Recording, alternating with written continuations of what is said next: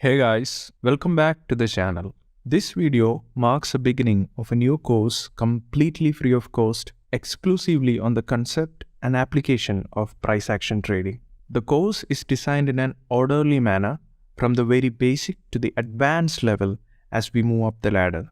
I have accumulated a good chunk of the information from some of the best trading books, trading blogs, paid courses of some of the famous professional traders, and a few relevant online sites.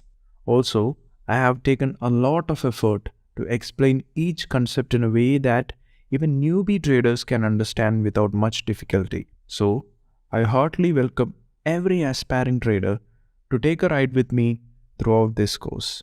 So, let's get started.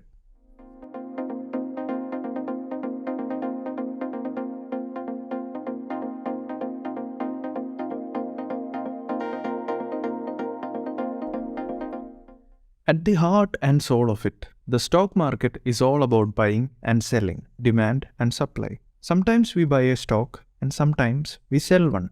But just by buying and selling based on our instincts will not do any good for our trading account. Chances are we end up in losses, and a worst case scenario, we blow up our trading account. That is why almost all the traders try to find an edge in the market to remain profitable. Depending on the type of trader you are, you can choose between technical analysis, fundamental analysis, quantitative analysis, and finally, price action analysis. The technical analysis primarily involves using different categories of indicators to predict the future price movements. Fundamental analysis, on the other hand, relies on the fundamentals of the stock or the company, primarily focusing on the financials, earnings, etc., to make a trade decision. Similarly, quantitative analysis utilizes the use of statistical tools to analyze the market data. But if we talk about technical analysis in particular, which is followed by majority of traders, the interesting thing that can be identified is that the indicators used for the analysis are derived from some of the fundamental inputs of the market, namely the price and the volume. Think about it for a while. Which is better, a fruit from our own home farm or one with a heavy pesticide usage? The former may not be very good looking and won't stay fresh for many days, but it's healthy, while the latter may look appealing to the eyes and stays fresh longer, but it's not even remotely good for our health. Likewise, too many indicators for our trading is not very good for our trading account. This is because the indicators are a result of so many intermediate processing of the basic price and volume, so that the pure behavior of price and volume are lost. And at the end of the day, you make your own conclusion without listening to what the market has to say. I'm not in any way concluding that technical analysis is not good or that the indicators are retarded. Instead, what we have to understand is that we have with us a gold mine by the name of price, which, if studied properly, can help us identify what the market is doing. This study of price and its behavior is known as price action. So, unlike indicators, fundamentals, or algorithm, price action tells you what the market is doing and not what you think the market should do. The price action focuses mainly on the recent and current prices. It is also dependent on the overall market trend and finally on the price structure of the market. We will talk about each one of them in our upcoming episodes. Now, price action is not the holy grail or the mantra for ultimate success in stock markets, because trading is mostly about your psychology and implementation, and not about a single special strategy. The goal for most traders is to maximize the trading profits through a style that is compatible with their personalities.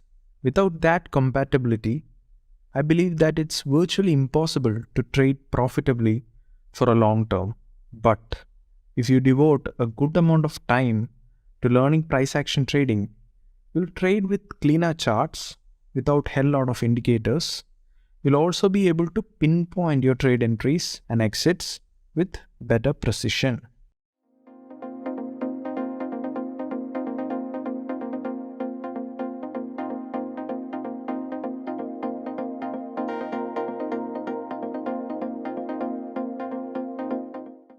This video will focus on how the market price moves or how the prices are made to move in a particular way by some big players. You might have heard people saying things like history repeats itself, price memory, and stuff like that. What they really mean is how the market price moves in a specific pattern time and time again. Now the question is, why does the price of a stock go up or down? There can be different answers to this particular question. Like it could be the news or government passing some bill, a new monetary policy by the RBI, some legal issues, etc. But at the center of it all, the one thing that makes the market movements are the earnings of a company. Even if a piece of very bad news related to a particular stock has come out, but it has no direct impact on the earnings of the company, then there might be a temporary noise in the stock for a short period, but eventually the stock will recover. But on the other hand, stocks like Vodafone Idea, Yes Bank, etc. are victims of the news that directly affects the earnings of the stock and thus resulting in their crash. In the stock market, there are mainly two players in general. Number one are the retailers and number two are the institutions. 90% or more of all the trading in the markets is done by institutions, which means that the market is simply a collection of institutions. The institutions includes mutual fund houses, banks, brokerage houses, insurance companies, pension funds, hedge funds, etc. These companies account for most of the trade volume and they mostly trade on the fundamentals of the stock. But now they are eventually shifting to the algorithmic side of trading. What I mean to say is that the trading done by these institutions controls the direction of the market on daily and weekly charts. And a lot of the big intraday moves or swings are also controlled by the big institutions. It is not very surprising to know that almost all these institutions are profitable over time. So the institutions are generally considered to be the smart money, meaning they are smart enough to make a living by trading and they trade a very large volume every day.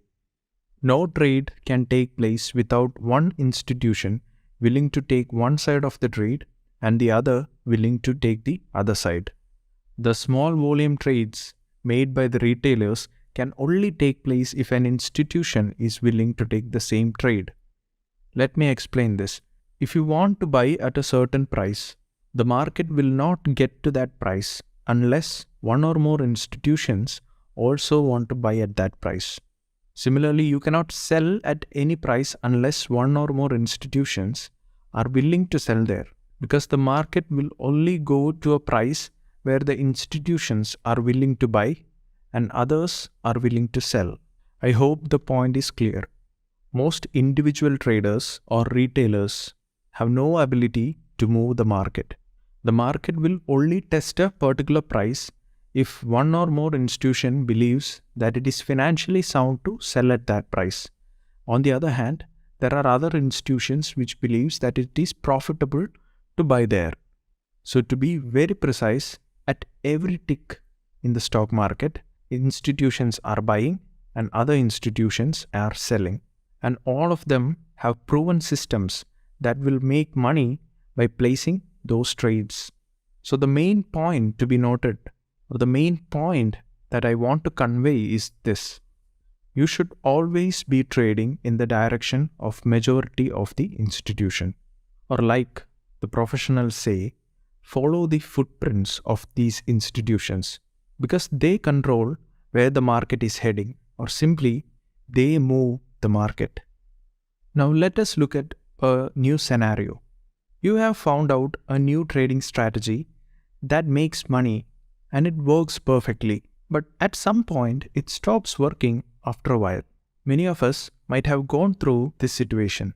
The reason for this is simple. The markets are changing. It is never fixed, but it is always in transition from one stage or one phase to the other. This simply means that if you are using a trend trading strategy today and you continue to do that, then at some point you will lose money in range markets. And similarly, if you are using a range trading strategy and continue using it for a while, at some point you will end up losing the money in the trending markets. The thing to understand is that the profitability of trading system moves in cycles. There are periods during which the trend following systems are highly successful and profitable. Then the market shifts from the trending to range price action. That is when all the trend trading systems becomes unprofitable and the inexperienced traders start making losses. This is the reason why you see a lot of newbie traders boasting up their P&L during the trending markets, while all of a sudden they disappear when the range market arrives. To sum it all up, market moves in 3 phases or 3 stages. Number 1 is the uptrend or the advancing stage. Number 2 is the downtrend or the declining stage. And number 3 is consolidation stage. So the consolidation stage can be further subdivided into accumulation phase and distribution phase. So let us look at how the market transitions from one phase to the other. Let us start with the accumulation phase. The accumulation phase is when the big institutions start buying a particular stock. These institutions deals in huge bulks of money. Therefore, their order sizes are expected to be huge. So think what happens if they buy such huge quantities in a single order. The prices would react suddenly and the prices would just shoot up. They will be able to purchase the stock at a specific price only if there is enough liquidity in the stock. Else, the orders will be matched at higher prices, which will in turn reduce the profitability of the institution. But they will not allow this to happen. So instead of placing a bulk order, the institution places small orders secretly.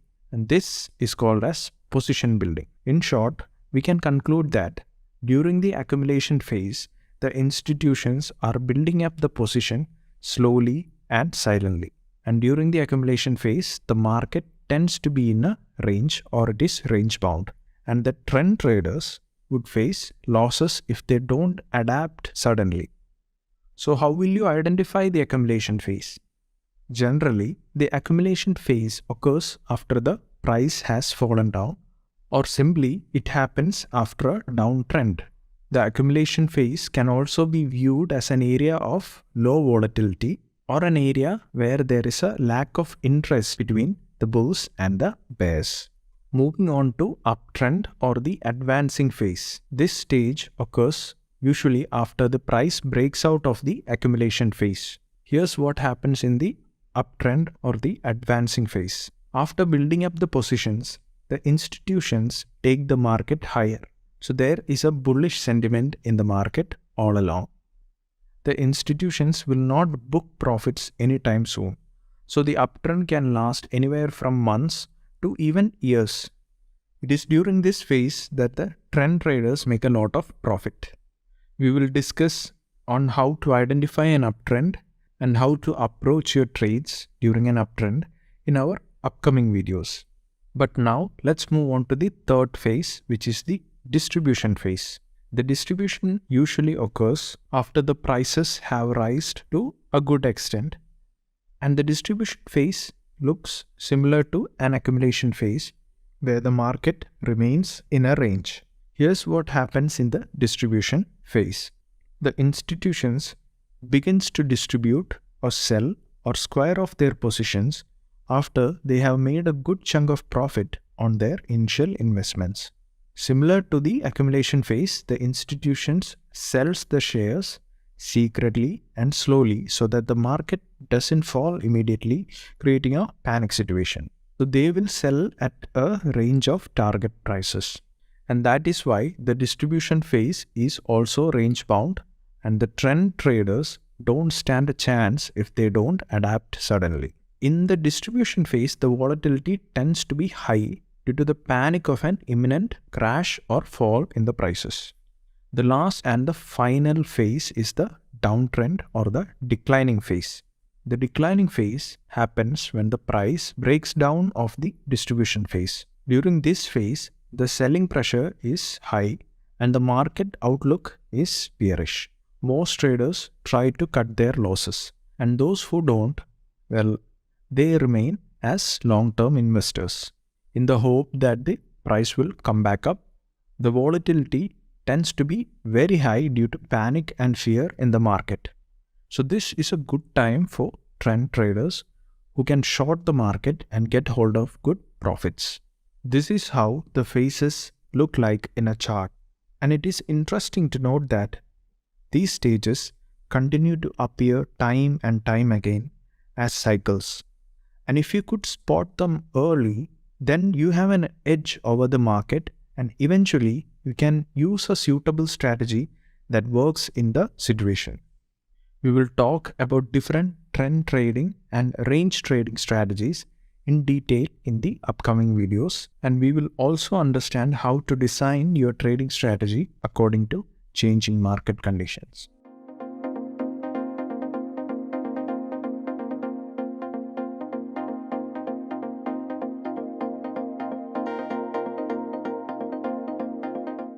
In this age of social media, we come across innumerable apps like TikTok, Instagram, etc., where the creators introduce a new idea every day, and some becomes so hyped and popular that others begin to perform the act. It becomes a trend, or the act is said to be trending. Even YouTube has a trending section that features the most popular videos at a specific time. This trend stays for a short duration, that is for a few days to a few weeks. So this is a short-term trend. Similarly, the stock markets also have trends that may range from short-term trends to medium-term trends to even long-term trends, depending on the duration which the trend persists in the market. So in the stock market scenario, a trend is the overall direction of the market during a specified period of time. In the stock market, there are mainly three types of trends. Number 1, the uptrend. Number 2, downtrend. And number 3, sideways trend. There are different methods to identify the general trend of the market, but the most popular ones are by using the trend lines for visualizing the price swings, and the other method includes the use of indicators like moving averages, average directional index, etc. But we will limit our discussion to only the first method. The simple reason being this is a price action course and we want to trade with cleaner charts and minimum confusion. Before moving on further, let me talk about a situation where there are 3 stock market participants: an investor, a swing trader, and an intraday trader. If I ask them what is the present market trend, do you think all of them will have the same answer? Not necessarily. Investor could say it's a bullish market, while the intraday trader would say it's bearish trend.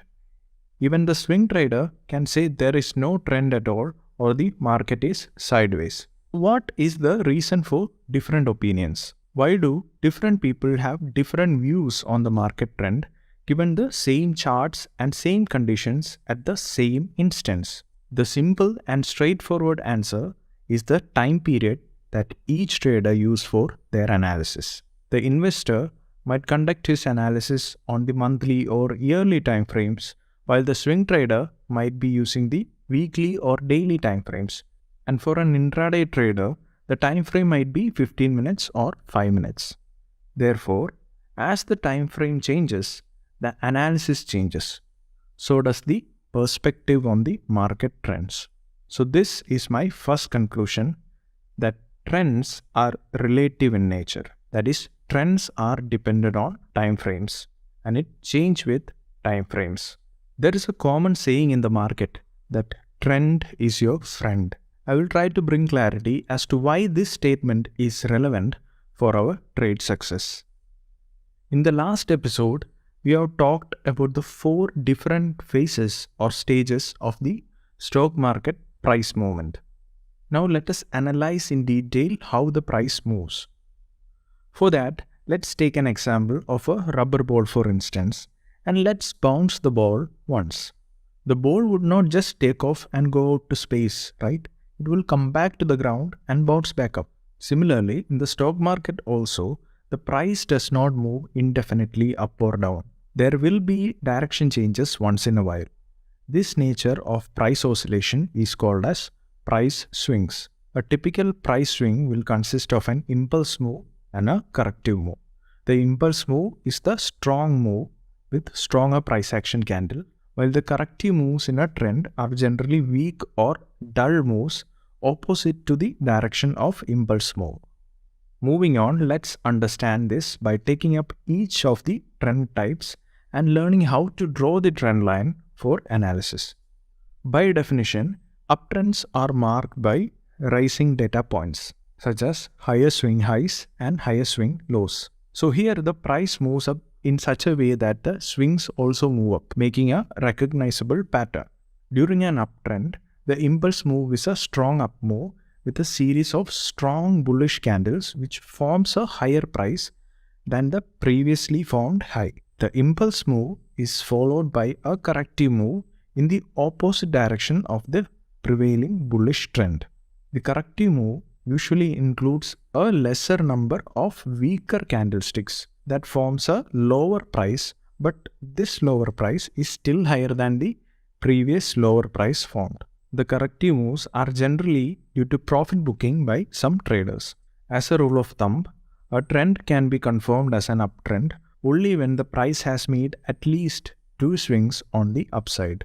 After finding out all the higher lows, all we have to do is to draw a line connecting all the swing lows or the higher lows that we have plotted. This line connecting a series of higher lows, creating a support level for future price movement, is called as a trend line. It is from the vicinity of this trend line that future price movements would reverse or break out, and therefore it is a very important trading zone or an area of value. The trend line is an area from which we can trade the impulse swing moves, or simply we can place a buy order when the price reaches the trend line. After identifying all the higher highs, we can draw a line connecting the series of higher highs or swing highs that we have plotted, and this line is called as the trend channel line, which will act as an area of resistance for the prices, and we can trade the corrective moves from the trend channel line, or simply we can place a sell order when the price reaches the trend channel line.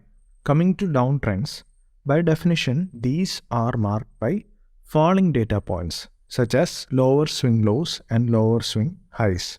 In a downtrend, the price moves down in such a way that the swings also move down, making a recognizable pattern.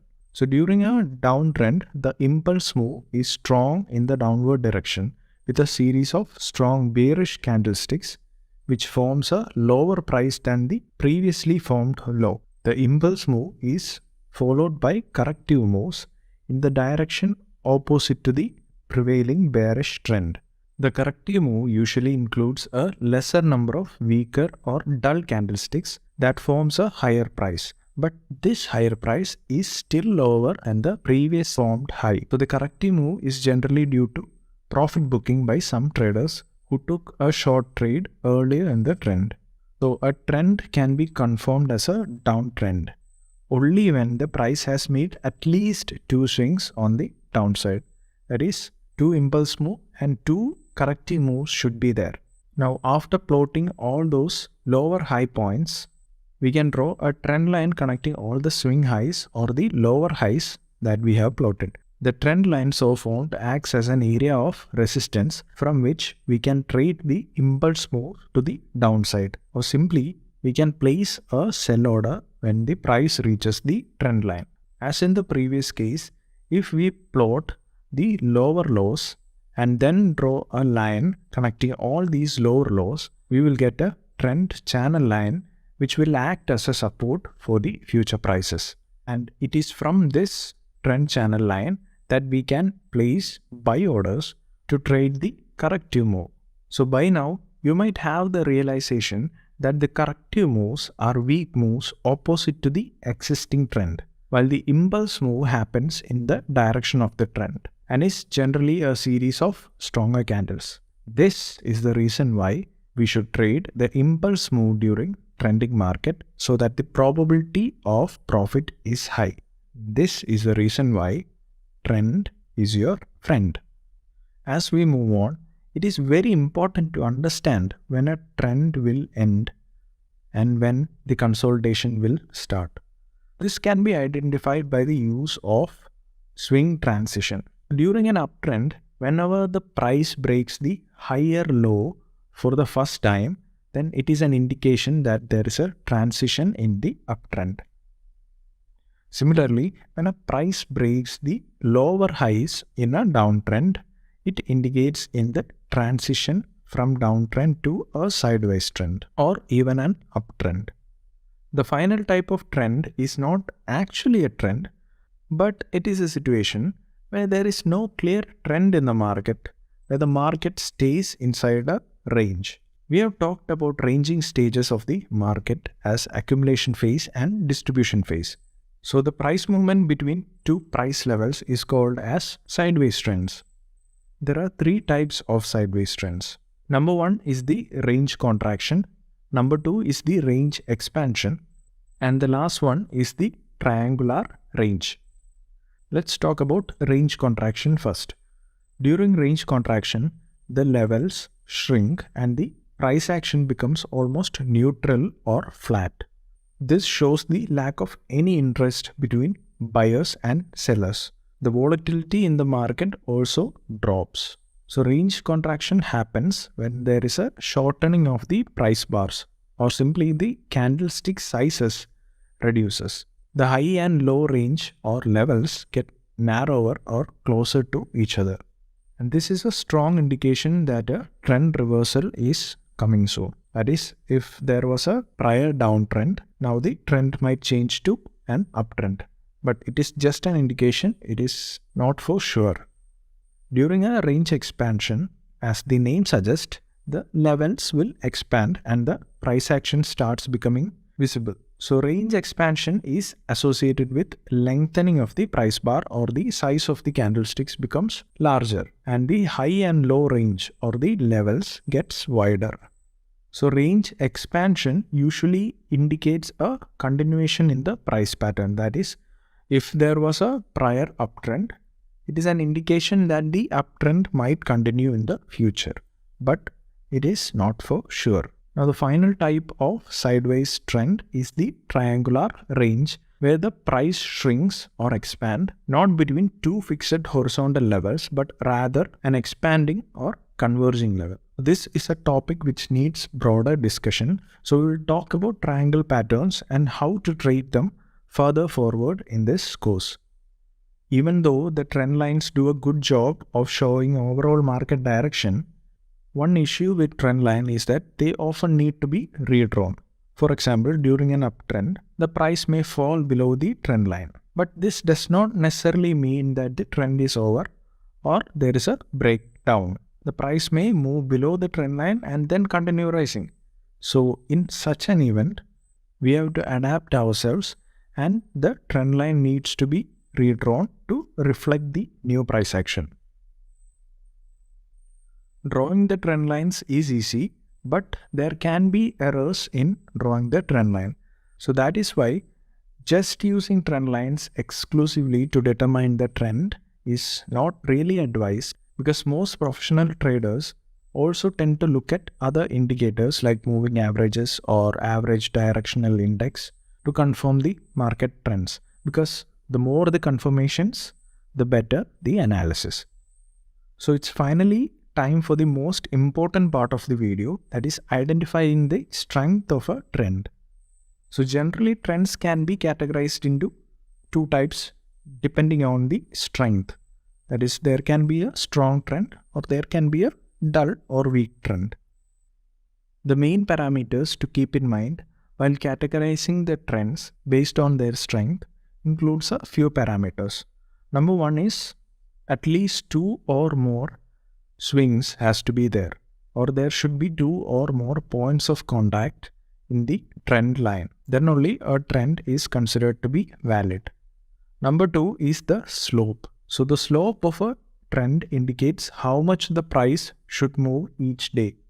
So steeper the slope, the better the trend. The slope is simply the angle between the critical price level during a consolidation and the trend line. So if it was an accumulation phase and the price breaks out to an uptrend, if we take the angle between the trend line and the top price level of the accumulation phase, then we can easily find out the slope of the trend. So if the trend is too flat, strength is considered to be weak or dull. The third parameter is the time of the trend. It is actually about the time required to form a trend. If the trend took months to form, then it is considered to be more stronger than a trend which took just weeks or days to form. So more the time a trend takes to form, the more stronger it is. We can also categorize the trend based on the duration, like it could be a short-term trend, an intermediate trend, or a long-term trend. The longer the trend remains, the stronger it is. So these are a few parameters to identify the strength or the weightage of a particular trend.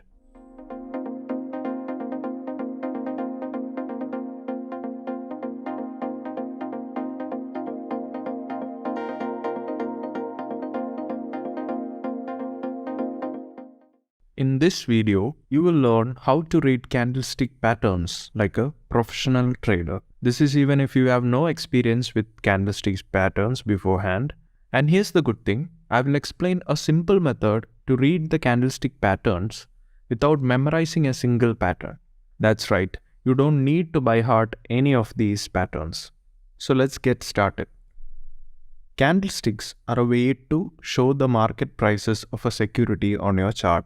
It's not the only way to represent it. We have other ways of plotting them like bar chart, line chart, etc. But the candlesticks are one of the more popular approaches.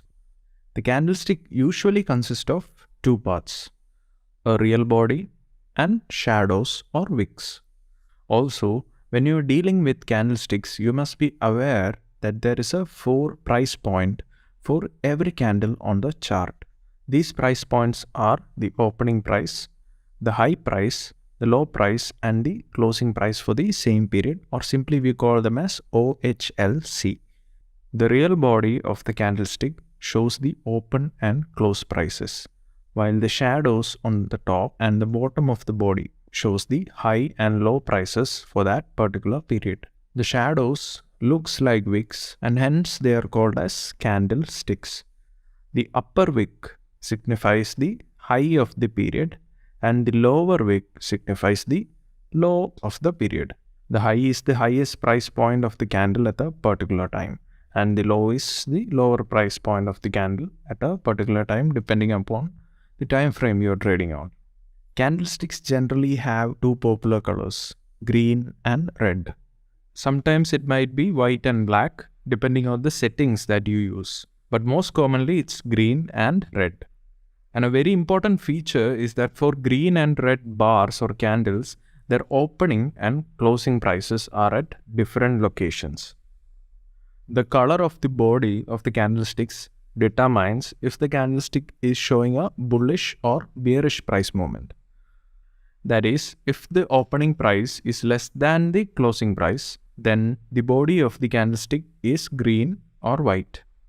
Similarly, if the opening price is more than the closing price, then the body of the candlestick is red or black. The longer the real body, the more bullish or bearish the candle is.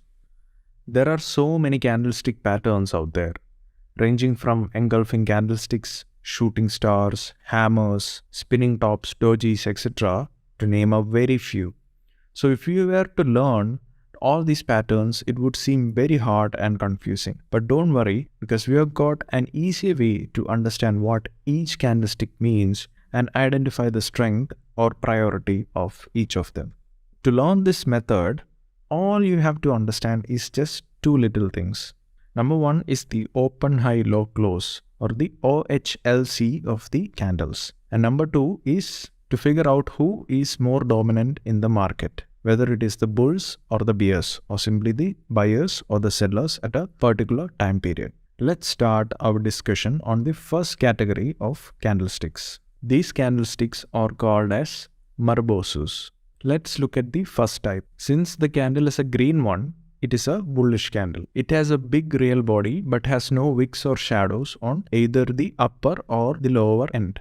So we know that the longer the real body, the more bullish the candle is. The OHLC of the candle is as follows. Since it is a bullish candle, the buyers are under control, so the closing price is greater or higher than the opening price. Since there are no wicks on either side, the high and low prices coincides with the close and open prices respectively.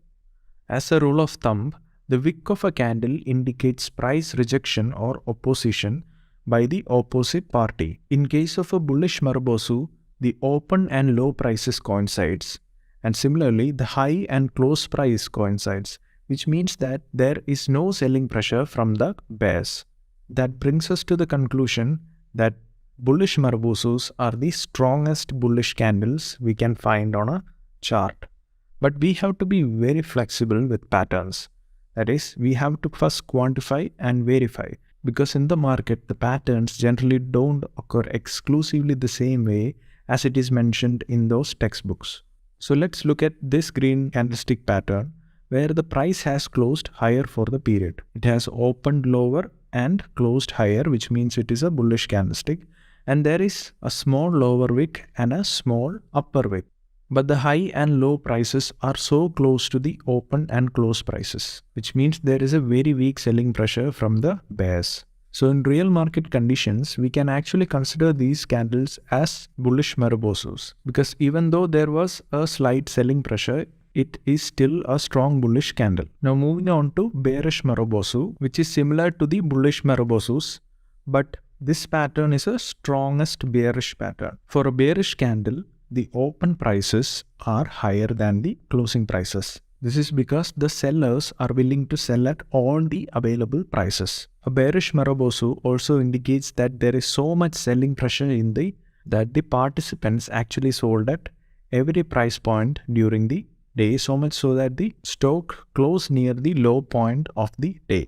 In case of a bearish Marubozu, the high price and the open price coincides, while the low and closing prices coincides. The candle has a big real body with no wicks on either end, indicating a strong selling and a complete lack of buying or opposition from the bulls. As mentioned earlier, we can be a little bit flexible when trading in real markets. Now let's look at the second category of candlesticks, the pin bars.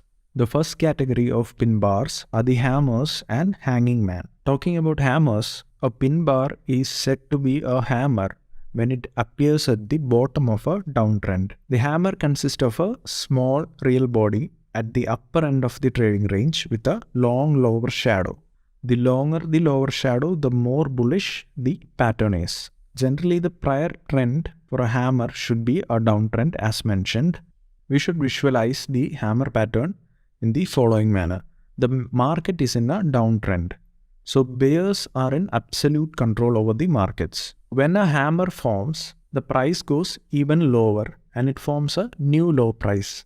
The price action of hammer formation indicates that the bulls attempted to break the prices from falling further down, which simply means that the bears tried to bring the market lower, but they did not succeed in their attempt to do so because the bulls generated a lot of buying pressure, so much so that the price closed near the open of the candle.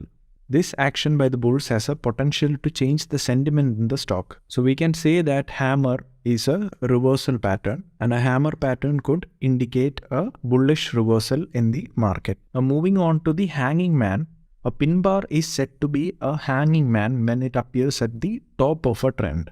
Similar to the hammer pattern, the hanging man is also a reversal pattern, except the fact that it is a bearish reversal pattern. A hanging man signals the market high. Here's how you should visualize the hanging man pattern. The market is in an uptrend, hence the bulls are in absolute control over the market. A hanging man at the top of the trend indicates that the bears have managed to make an entry.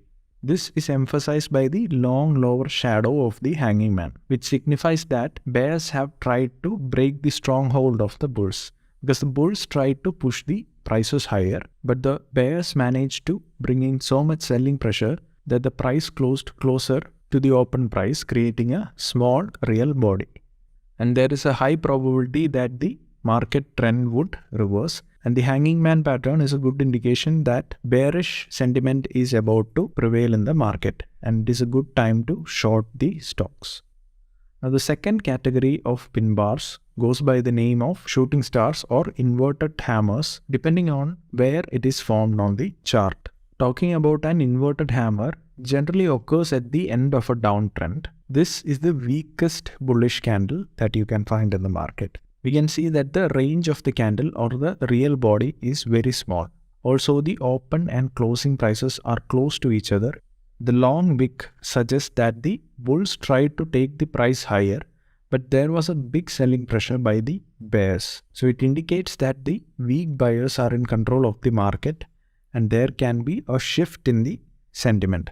So we can say that even though a green candle was formed, the sellers are actually in control of the market. The inverted hammer is generally accepted as a price reversal candlestick pattern, just like the hammer, where the trend shifts from a downtrend to an uptrend.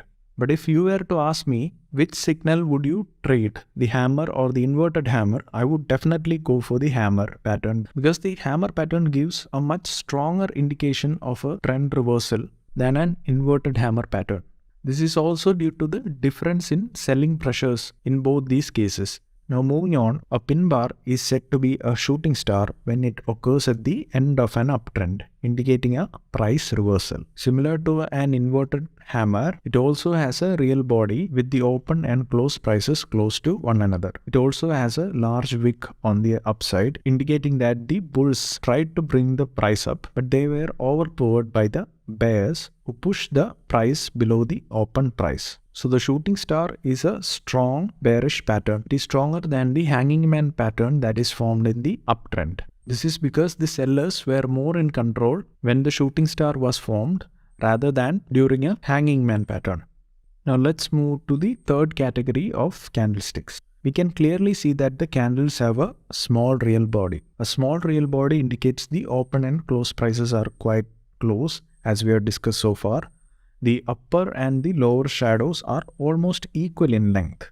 Since the open and close prices are close to one another, the color of the candle doesn't really matter. Now talking about the upper shadow, the presence of the upper shadow tells us that the bulls did make an attempt to take the market higher. However, they were not successful in their attempt. If bulls were truly successful, then the real body would have been a long green candle as seen before in case of Marbosus. Hence, this can be treated as an attempt by bulls to take the market higher, but they were not successful at it. Similarly, the presence of lower shadow tells us that the bears did attempt to take the market lower. However, they were not successful in their effort. If they were really successful, then the real body would have been a long red candle as in case of a bearish Marubosu. Hence, the bears' attempt to take the market lower can also be treated as an attempt which was not successful. So here, neither the bulls nor the bears could establish an influence or a superiority in the market, which is evident from the small real body. What this means is that there is an indecision between bulls and bears. They are not able to clearly influence the market direction. So this type of candlesticks is called as spinning tops, which are actually indecision candlesticks. Now let us consider two situations where spinning tops can be formed, and let us discuss what the outcomes are. Now what if the spinning tops were to occur in a downtrend? So during a downtrend, the bears are in absolute control as they are able to take the prices lower.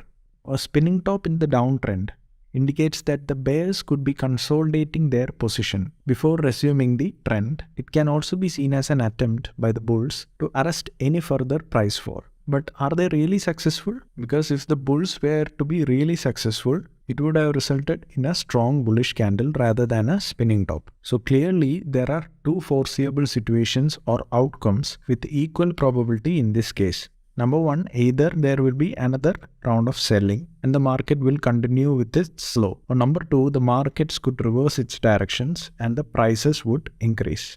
As a trader, you need to be prepared for both the situations. That is for either a reversal or a continuation. An obvious situation persists in the uptrend also.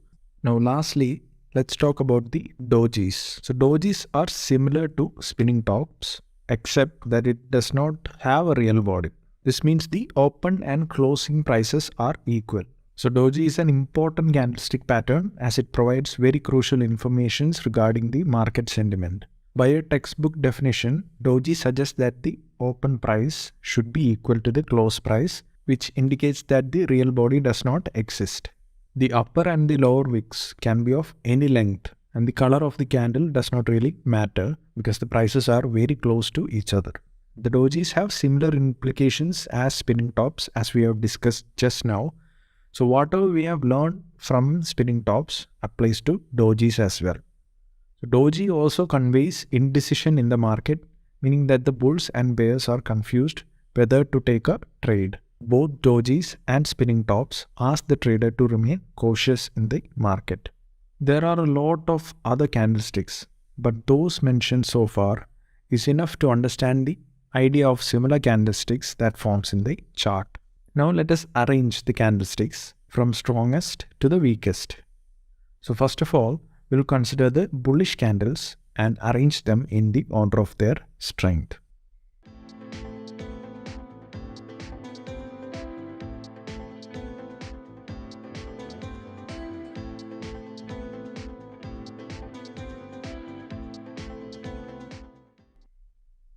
Moving on, let us arrange the bearish candlesticks in the order of their strength from strongest to weakest.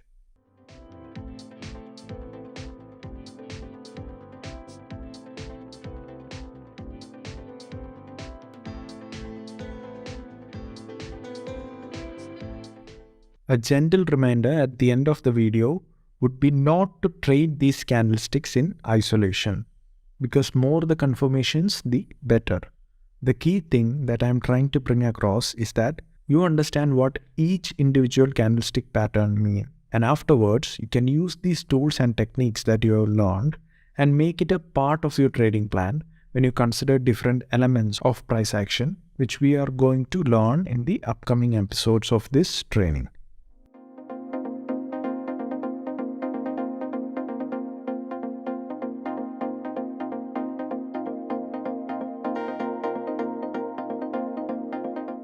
In today's episode, our discussion will focus on one of the hot topics in this price action course. The simple reason being, this topic is what helps a price action trader identify the critical price levels and decide with the entry targets and stop losses. The support and resistance are one of the key factors that distinguish between your success and failure in trading. Starting off, the support and resistance are specific price points on a chart, which is expected to attract maximum amount of either buying or selling. The support price is a price at which one expects more number of buyers than sellers. Likewise, the resistance is a price at which one expects more sellers than buyers. So as the name suggests, the resistance is something that stops the price from rising further. This is a textbook definition that you can find in any standard trading book. Let's dig deeper into this topic. Let us understand why some price points behave in this particular manner. We have talked about the fact that stock market runs on demand and supply. This very concept is what causes some price levels to behave as a barrier or some as a booster for the prices. Take an example of a stock trading at 125 rupees. Let us say that an institution thinks that the stock will do good in the upcoming quarters, but the fair price is 100 rupees and not 125 rupees. In order to achieve the fair price, they take the market down to 100 rupees, where they slowly and steadily build their positions. The price seems to respect the price level of 100 rupees. This level where the demand for the stock is met and from where the prices will start to rise is called as the support level. The support level can also be seen as a price level which holds the prices from falling further down. It is also an area where the big buyers will buy the stock. Due to a large number of buy orders at the support level and the lack of sellers to match all the orders, the price starts rising from the support level. A price level is said to be a support level when it is below the current market price. Now moving on with the same example, the price rallied from 100 rupees to 200 rupees in a matter of months. This is when the institution thinks of squaring off their position or selling the stock to make a profit. They do this by placing a large number of small sell orders so that the supply meets the demand. Or in other words, they ensure that there are enough buy orders at the same price at which they want to sell so that the profits are not reduced. This particular price level will look like it is stopping the prices from moving further up. So this level is known as the resistance level. The number of sell orders in this price level is higher than the number of buy orders, or the supply is higher than the demand, due to which the prices start to fall from this level. A price level is said to be a resistance level when it is above the current market price. As a trader working in any time frame, it is important to figure out the critical levels where there was some price action. By identifying the important price levels, you can make more successful trades using the price action technique. Let us learn how to draw supports and resistance in our chart by a simple 4-step process. In short, these 4 steps are loading the data points and zooming out, identifying the obvious price action zones, aligning the zones, and fitting a horizontal line. Now we can take a look at each of them. Step 1 is to load the data points and zoom out. After selecting your preferred time period for the trades, you want to zoom out your charts. This is because we want to see the bigger picture. Once you can see the big picture, it is much more obvious to your eyes which key levels should you be paying attention to. So if your objective is to identify the short-term support and resistance for intraday trading, then you must load at least 3 to 6 months of data points. And if you want to identify the long-term support and resistance for swing or positional trades, load at least 12 to 18 months of data points. So when you load more number of data points, the chart looks more compressed. Moving on to the second step, we have to identify the obvious price action zones. A price action zone can be described as sticky points on this chart. This is because the level sticks out or is easily visible to your naked eyes. So if the level sticks out, the level matters or it is a level of importance. But if you are doubting your eyes and asking if it is a level or not, then it's better to ignore it because it is not an important level. Just to give you better clarity, you can identify a critical level when the price has displayed at least one of the following behaviors. That is, number 1, the price hesitates to move up further after a brief up move. And number 2, the price hesitates to move down further after a brief down move. And finally, number 3, when sharp reversals occurs at a particular price point. These are some of the ways you can figure out the price action zones. Now moving on to step number 3, aligning the price action zones. Now when you look at a 12 to 18 month chart, it is very common to spot many price action zones by the method that we have just discussed. But we don't have to track down all these price levels. The trick is to identify at least 3 price action zones at the same price level. But a critical point to note while identifying these price action zones is to make sure that these price zones are well spaced in time, meaning there should be a good time difference between the 2 levels spotted. The more the distance between the 2 price action zones, the more powerful the support resistance identification, or we can say the support or resistance is a major price level.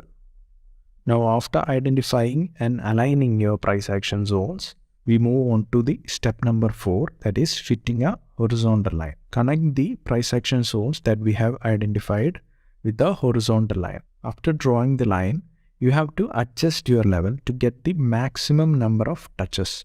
The more touches, the better, because the more number of touches, the stronger the price level will act as a major support or resistance. So how do you tell that you have drawn a support or you have drawn a resistance? As we have discussed, if the market price stays above the level that we have drawn, it acts as a support. Similarly, if the market price is below the level that we have drawn, then it will act as a resistance. Here's an important mistake that most traders make while plotting the support resistance levels: the approximation risk. Generally, when identifying the support resistance, you run into approximation risk. The thing to understand is that the market will not respect just a single price level, but rather a group of corresponding price levels or an area of prices. So hence, we have to give a room for error, which means that the price level should be depicted in a range and not just as a single price point, which simply means that rather than drawing a single line to plot the support resistance, we should represent it as a zone or an area where there is a price action happening. So this is a very important idea to remember when you are placing the targets and stop losses while trading the support resistance levels, especially if you are keeping stop losses with respect to a single support or resistance line. You might end up hitting your stop losses often. Let us talk briefly about how reliable the support resistance are. The support and resistance lines are only indicative of possible price reversals. That is, by no means we can be certain that a reversal is going to happen, which implies that the support and resistance alone are not the holy grail to success in price action trading. Rather, a few optimization techniques will help us identify high quality trades. Remember the fact that when you see quality, the quantity will always be compromised, but this compromise is worth taking. The idea is to identify quality trading signals as opposed to identifying plenty of worthless trades and ending up bursting your pockets. This leads to an important idea. So what if we have a checklist or a framework for every trade that we consider? The checklist would act as a guiding principle before we initiate the trade. The trade should comply with the conditions specified in the checklist. If it does, we take the trade. Else, we drop it and look for another trade opportunity that complies with the checklist. Not only that, we should not make a habit of just trading with a single confirmation. That is, if the price reaches a support or resistance, we should not jump into the conclusion that the price would reverse the direction and we should enter the trade. It does not work like that. Instead, what we should do is that we should look for confirmations. In the previous episode, we have talked about price action candles, which are very important. It is generally a very good idea to use some of these price action candles along with the supports and resistance to actually make a trading system. That is a confluence trading system, which is much more efficient than using a single indication or a single confirmation. So make your own system and create a checklist, because the checklist has another advantage. It helps you to be disciplined, because discipline, as they say, makes up 80% of the trader's success. So in my opinion, the checklist forces you to be disciplined. It will also help you to avoid taking an abrupt and reckless trading decision. So we will continue this discussion on support resistance in the upcoming episodes, because it is an extensive topic requiring a deeper understanding.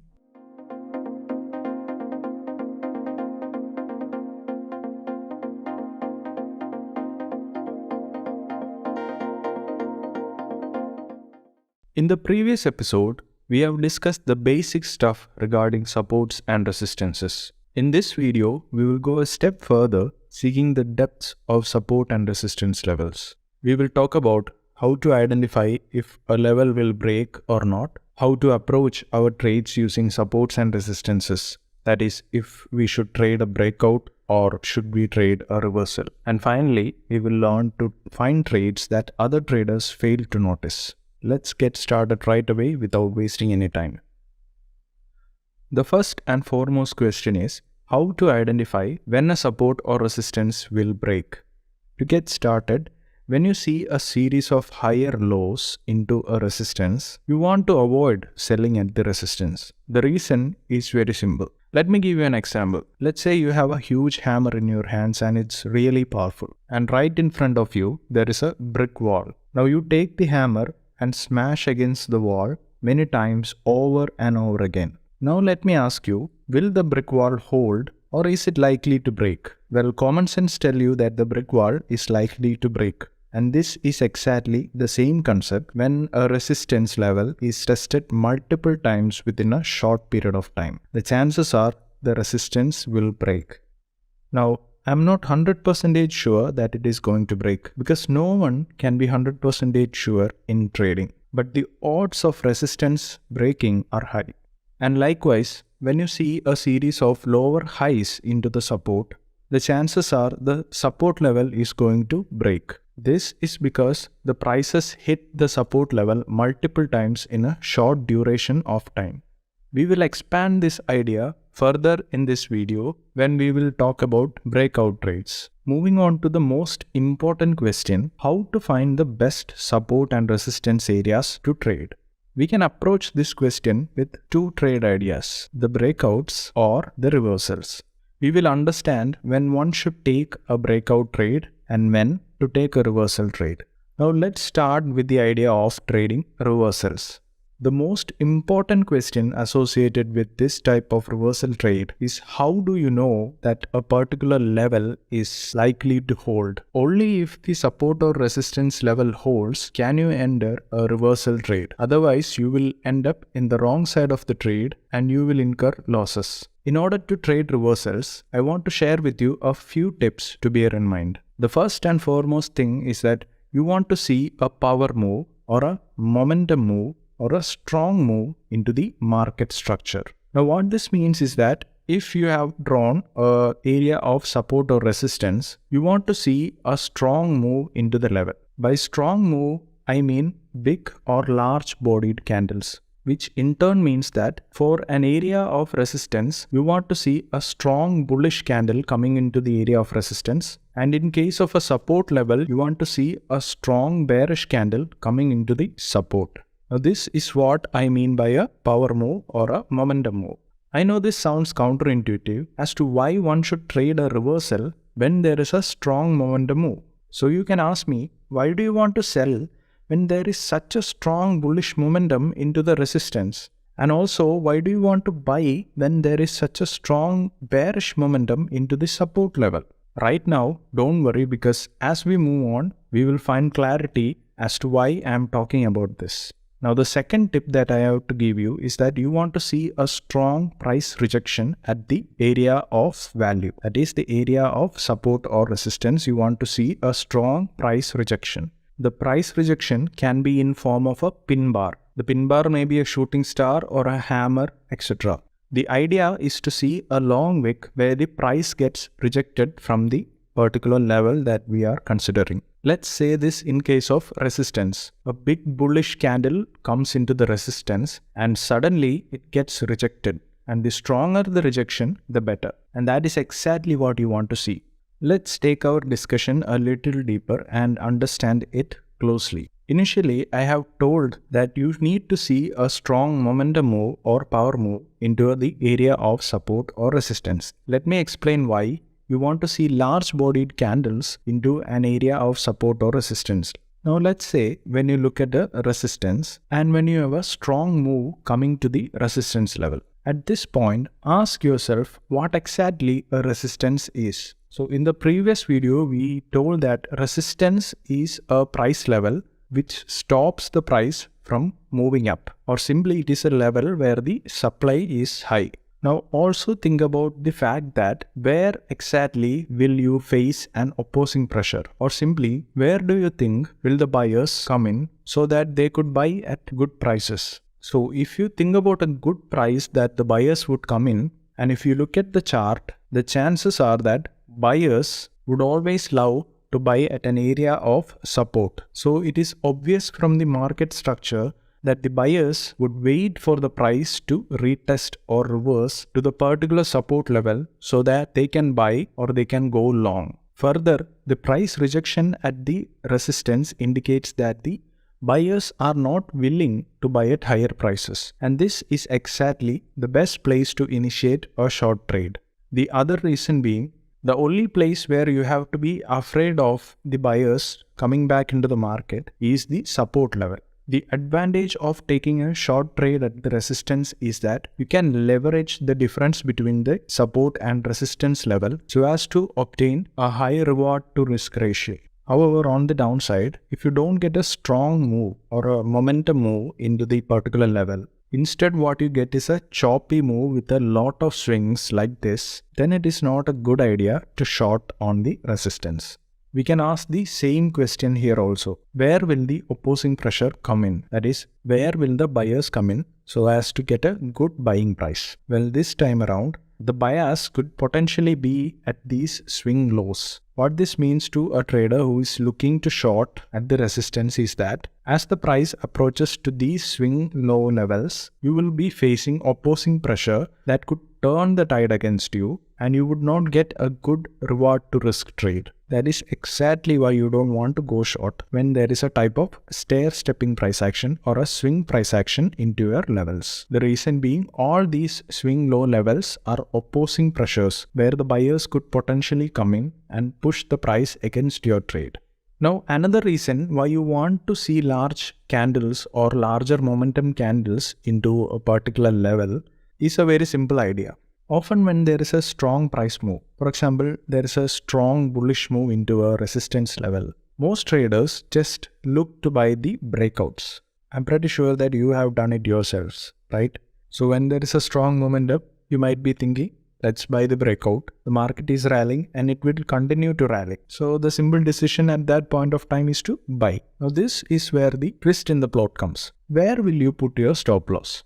Now because you are taking a breakout trade, it is pretty obvious that you will put your stop loss under the resistance or maybe in the middle of the range or somewhere in that close vicinity. What is the importance of this? Now what this means is that if the breakout fails, it is going to hit all these clusters of stop loss orders that is placed under the resistance. And what exactly are these clusters of stop loss orders that are waiting under the resistance level? They are simply orders to exit the market or square off the positions which were kept by those breakout traders who went long on the stock. This in turn means that these are actually sell stop loss orders which will induce further selling pressure in the market.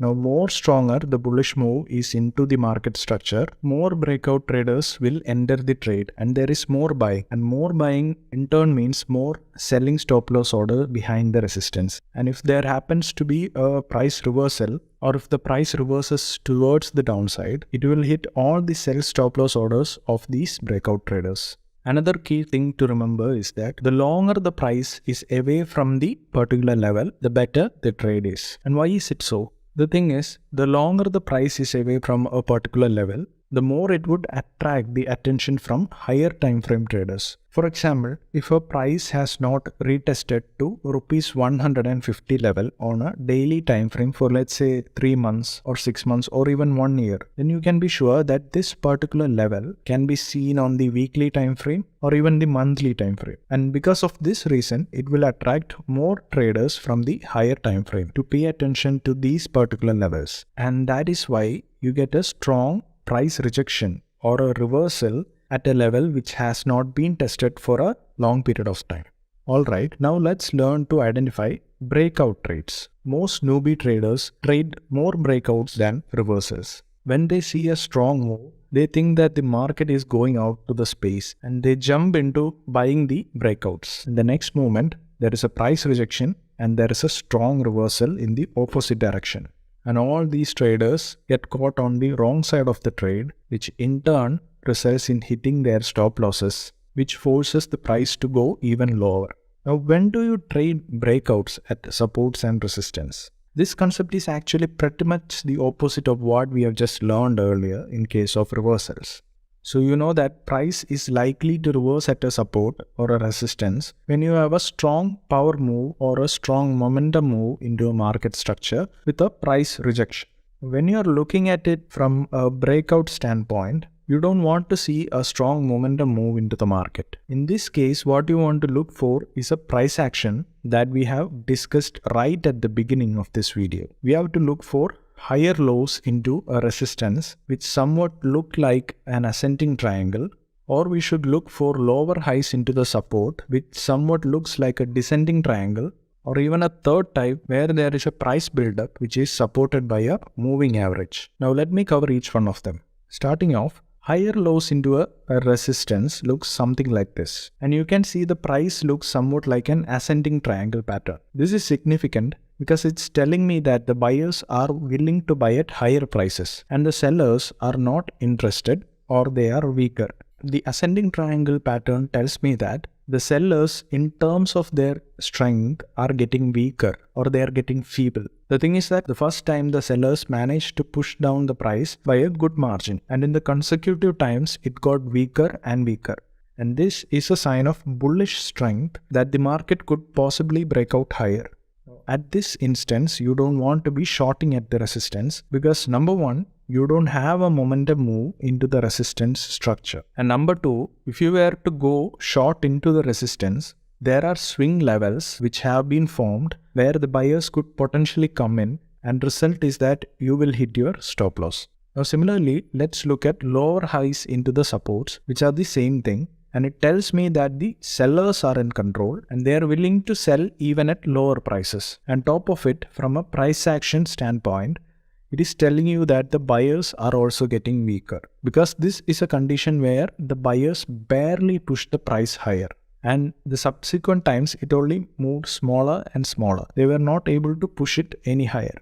Similar to the previous case, you should not be going long in this case, as the sellers are the dominant force and there is a higher probability that the market will break down. And in case if you go long, there are swing levels which were formed during the ascending triangle formation where there is a possibility that the buyers can come in, which will in turn result in hitting your stop loss. Now you see the price action is quite interesting, right? Where one side is getting stronger and stronger while the other side is getting weaker and weaker. Now let's discuss the third type where a build-up is supported by a moving average. In this case, the price could just come to a key support or resistance level and it just consolidates there. Now, if you bring up the moving average, like a 20 period or 50 period moving average, you will notice that the moving average supports the price and vice versa pretty nicely. It's like the market is really respecting the moving average and it is getting ready to break out. So if you find a build-up or a slight consolidation when the price reaches the support or resistance, it is always an indication that the price is about to break down or break out.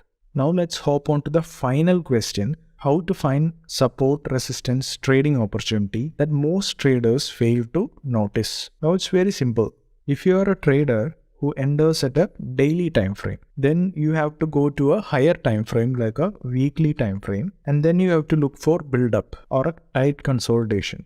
This is because when a higher time frame is forming a tight consolidation, there are chances that you will be able to find support resistance trading opportunities on a lower time frame like a daily time frame in this case. Now taking another example, if your trading time frame is a 1 hour time frame, you should spot a tight consolidation on a higher time frame, which in this case could be a daily time frame. And if you are able to find a tight consolidation in your daily time frame, then it is likely that you will find a support and resistance trading opportunity in the lower time frame, which is a 1 hour time frame. This is a pretty good technique that you can use to find support and resistance trading opportunities in the market. You can also use it for even shorter time frames like 15 minutes or even 10 minutes time frames. The only thing to keep in mind is to appropriately select a higher time frame and find a tight consolidation in the higher time frame so that you can find the support and resistance trading opportunity in the lower time frame.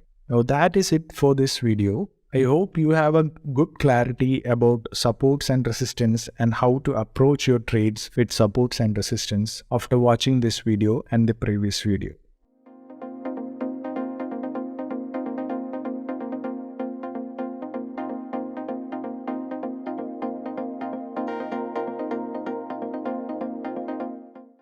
This price action course will not be complete if I don't talk about the market volumes. Throughout this course, our focus was strictly on prices. For the success of price action in market, volume plays a very pivotal role, be it the identification of trends or patterns, be it finding out the breakouts and false breakouts, be it the entry or exit from the trade. volume is a necessity. As you may know, volume is a leading indicator, which means that it precedes the prices. Or simply, before something happens in the price, the volume will show the changes beforehand. So our duty as a trader is to find the relationship between the price and volume so as to get an edge over the market or even to predict the market moves beforehand. So let's hop in right away without wasting any time. Basically, volumes indicate how many shares are bought and sold over a given period of time. So the more active the share, the higher would be its volume. For example, you decide to buy 100 shares of Tata Motors at rupees 485. At the same time, I decided to sell 100 shares of Tata Motors at 485. Or it can be different people who want to sell a smaller quantity at the same price, that is 485, which are accumulated together to give you 100 shares. That is, let's say one of them has 50 shares, the other one has 30 shares, and the third person has 20 shares. To sell at the same price of rupees 485, which will be matched with the buyer. So basically there is a price and quantity match which results in a trade. This means that you and I have together created a volume of 100 shares, or you and the other 3 sellers which we have talked about created a volume of 100 shares, because if you notice, overall 100 shares were transferred from the seller to the buyer. Now many people tend to assume the volume and count it as 200 because 100 were bought and 100 were sold. But this is not the right way to look at volumes, because only 100 shares transferred hands from one person to the other. With that being said, the volume information on its own is quite useless. For example, we know from the NSE website that volumes on Reliance India for this particular day is 16,700,000 shares. So tell me, how useful is this information when read in isolation? So if you think about it, it has no merit when used individually, and hence it would actually mean nothing for our analysis. However, when you associate today's volume information with the preceding trend in the price and the preceding trend in the volumes, then the volume information becomes more meaningful. Now, I will show you a table that consists of 4 price to volume relations for different conditions and the related outcome that is expected under such conditions. Now, before going ahead, don't fall into the conclusion that if you understand the relations provided here, you can trade right away. It doesn't work like that.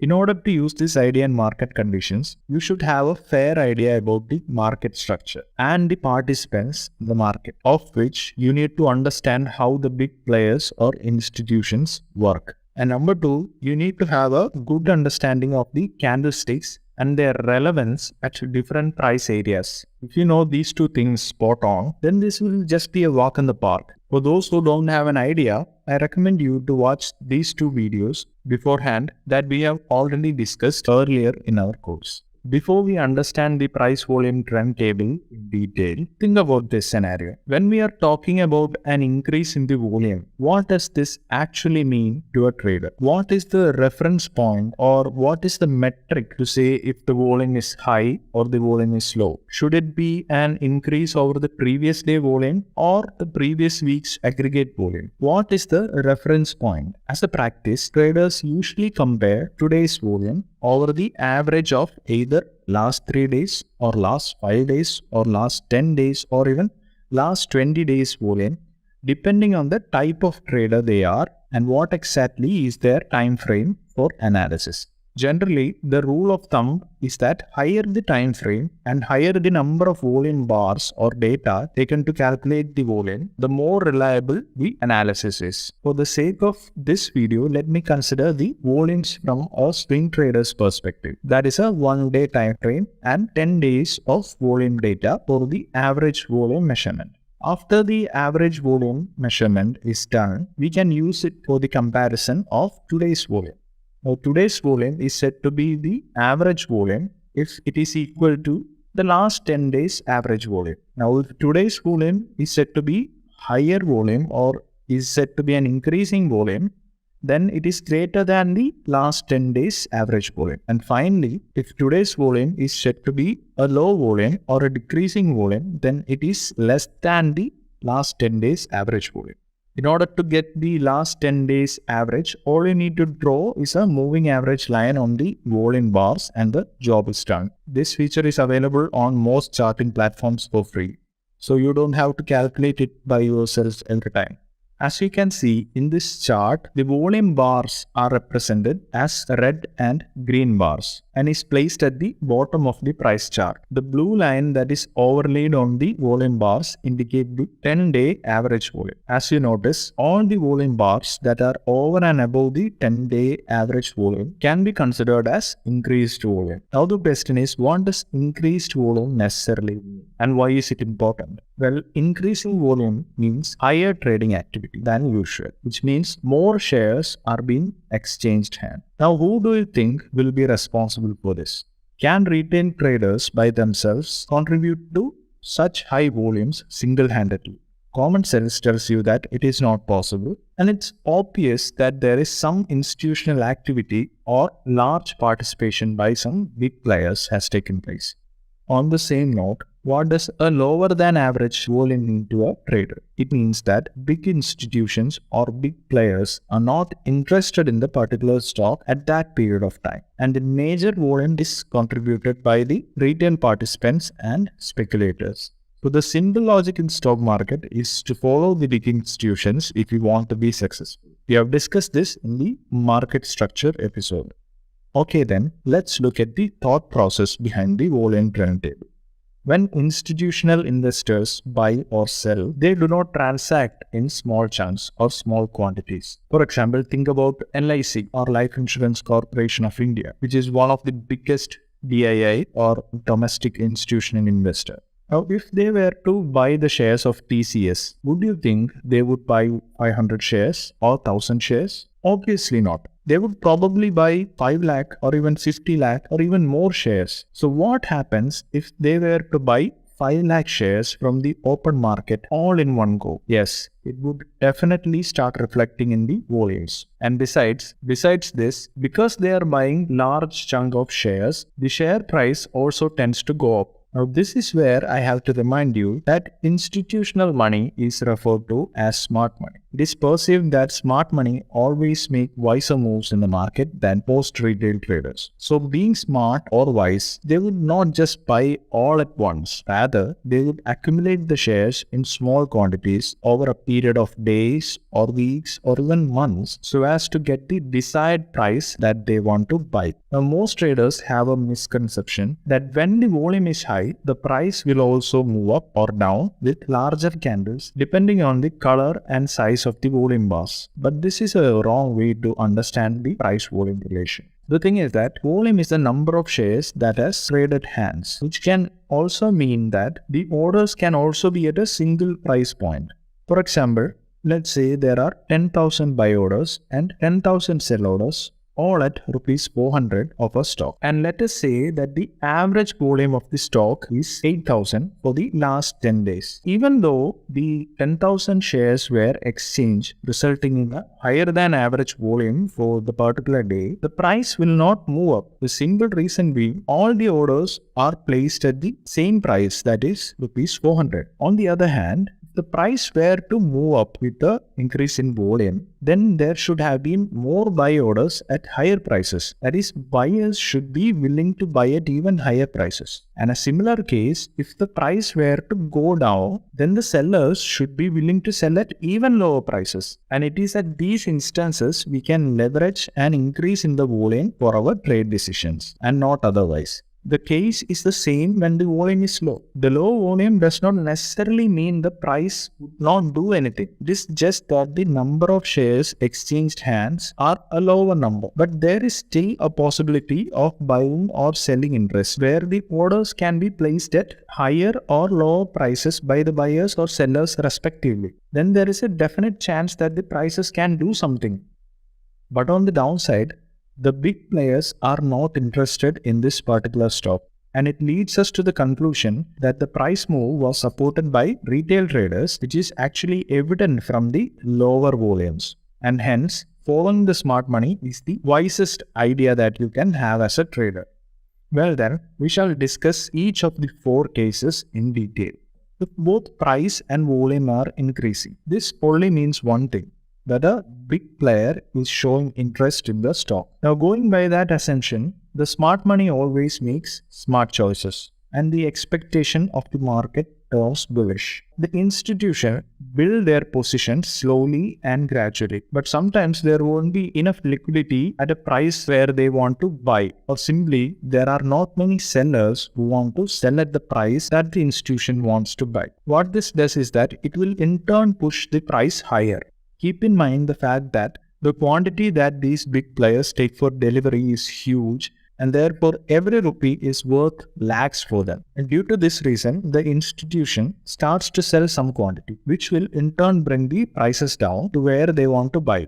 Because of this, the panic sellers would sell off the stock at the former price that the institution wants. And this phase of position buildup will look similar to an accumulation or consolidation in the chart. Once the institution finishes placing all the orders, that is when the market actually starts to move higher, and this is the time when the retail traders actually start to notice that the market is starting to go higher, and even they will start to join the party by buying the stock, which will push the price even higher. So this is the reason why one should look for buying opportunities in the stock, because the expectation turns bullish when both the price and volume increases.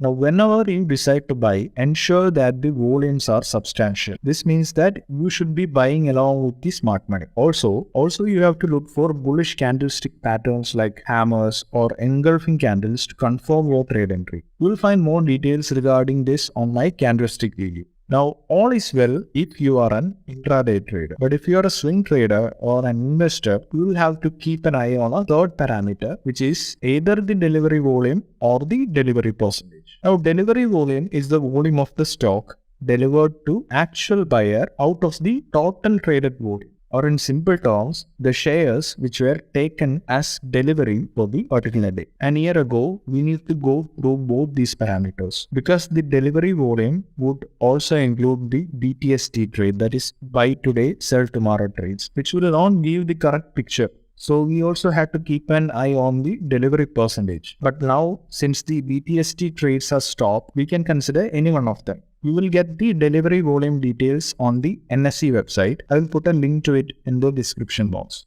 Now, the importance of delivery volume is that it gives you the real picture of the interest of big players or big institutions. If the big institutions start buying, they will take the shares for delivery. If you can see a rise in the delivery volume or delivery percentage for a few days, you will understand that there is a real buying intent in the market. Also understand that even if the overall traded volume is very high, it does not necessarily guarantee that the delivery volume will also be high, or simply it does not straight away mean that there is an interest from the investors. It can be seen as a heavily traded day and nothing else. Moving on to the second case, what do you think will happen when the price increases but the volume decreases? Think about the situation in the following terms. Number one, why is the price increasing? Simple answer, because the market participants are buying. Easy, right? Are there any institutional buyers associated with this rise in price? The simple answer is it is not necessary that there should be institutional buyers associated with the price rise. Now the critical question, how would you know that there is no meaningful purchase by the institutional investors or the big players? Now using the basic rule, if they were buying, then the volumes would have increased and not decreased. In this case, the price increased but the volume has decreased. Now what does the price increase associated with a decreasing volume indicate? It means that the price is increasing because of small retail participation and not really the influential buying by the big players. Hence, what this price-volume relation is telling you is to stay cautious in the market, because it would be a potential bull trap. That is, if you have taken a long trade, there are every chances that the market can reverse and go in the opposite direction, resulting in your loss. So, when it comes to decreasing volume but with increasing prices, we should be cautious and not to take any long-term trades, because the market is run by the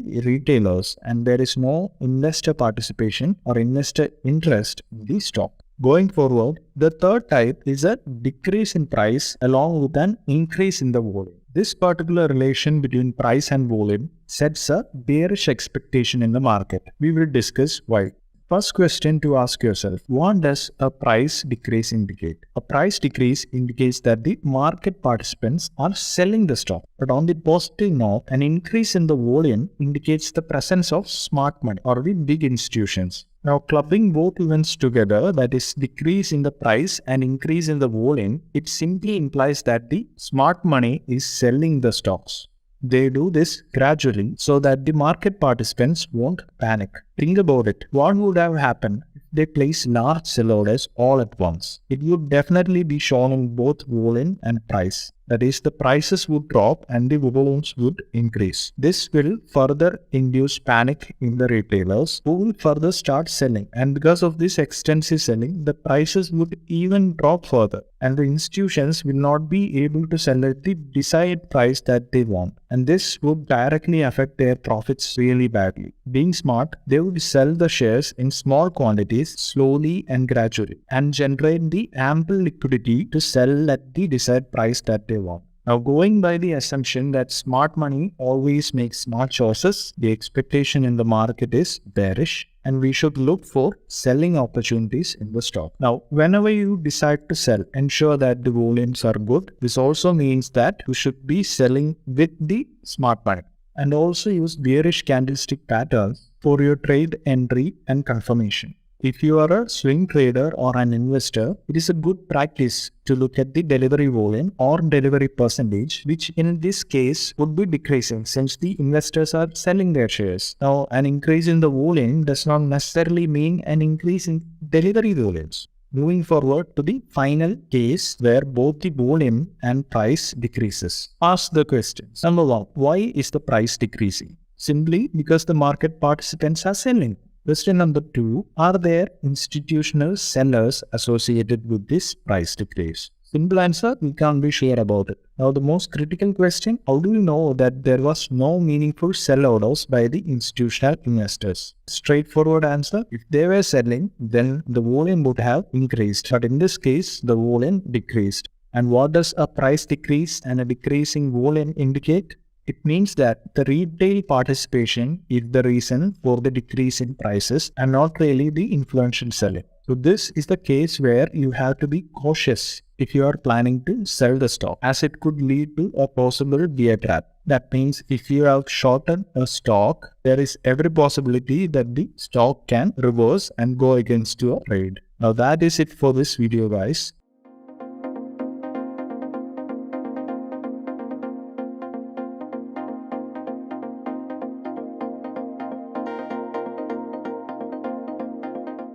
Now that we have finished with the fundamentals of price action, from the market structure to the volumes, we are all set to learn the different price action strategies that we can employ in the market under various market conditions. The first one in the list is obviously breakouts. You may ask, why breakouts? It is just that breakout trading can be exciting. The price quickly moves in your favor and makes it seems like you're riding a wave and at the same time making a hell lot of money for you. However, that being said, breakout trading is also quite painful. For example, you notice the price breaking above the resistance. Now the candles formed are big and bullish and you instantly get the fear of missing out. So you decide to go long. And as soon as you enter the trade, hoping to get a strong move up, the price does a 180-degree reversal. And before you know it, you bought the highs and now your stop loss is hit. And if you have not placed a stop loss order, you will see your account bleeding. I hope this has happened to at least some of you. This brings us to a very critical question. How do I filter for high probability breakout trades and know which are the ones to avoid? We have talked about the basic idea governing a breakout and a reversal in the 6th episode of this price action course. I want you guys to watch that video first because this video will be a continuation of where we left off in episode 6.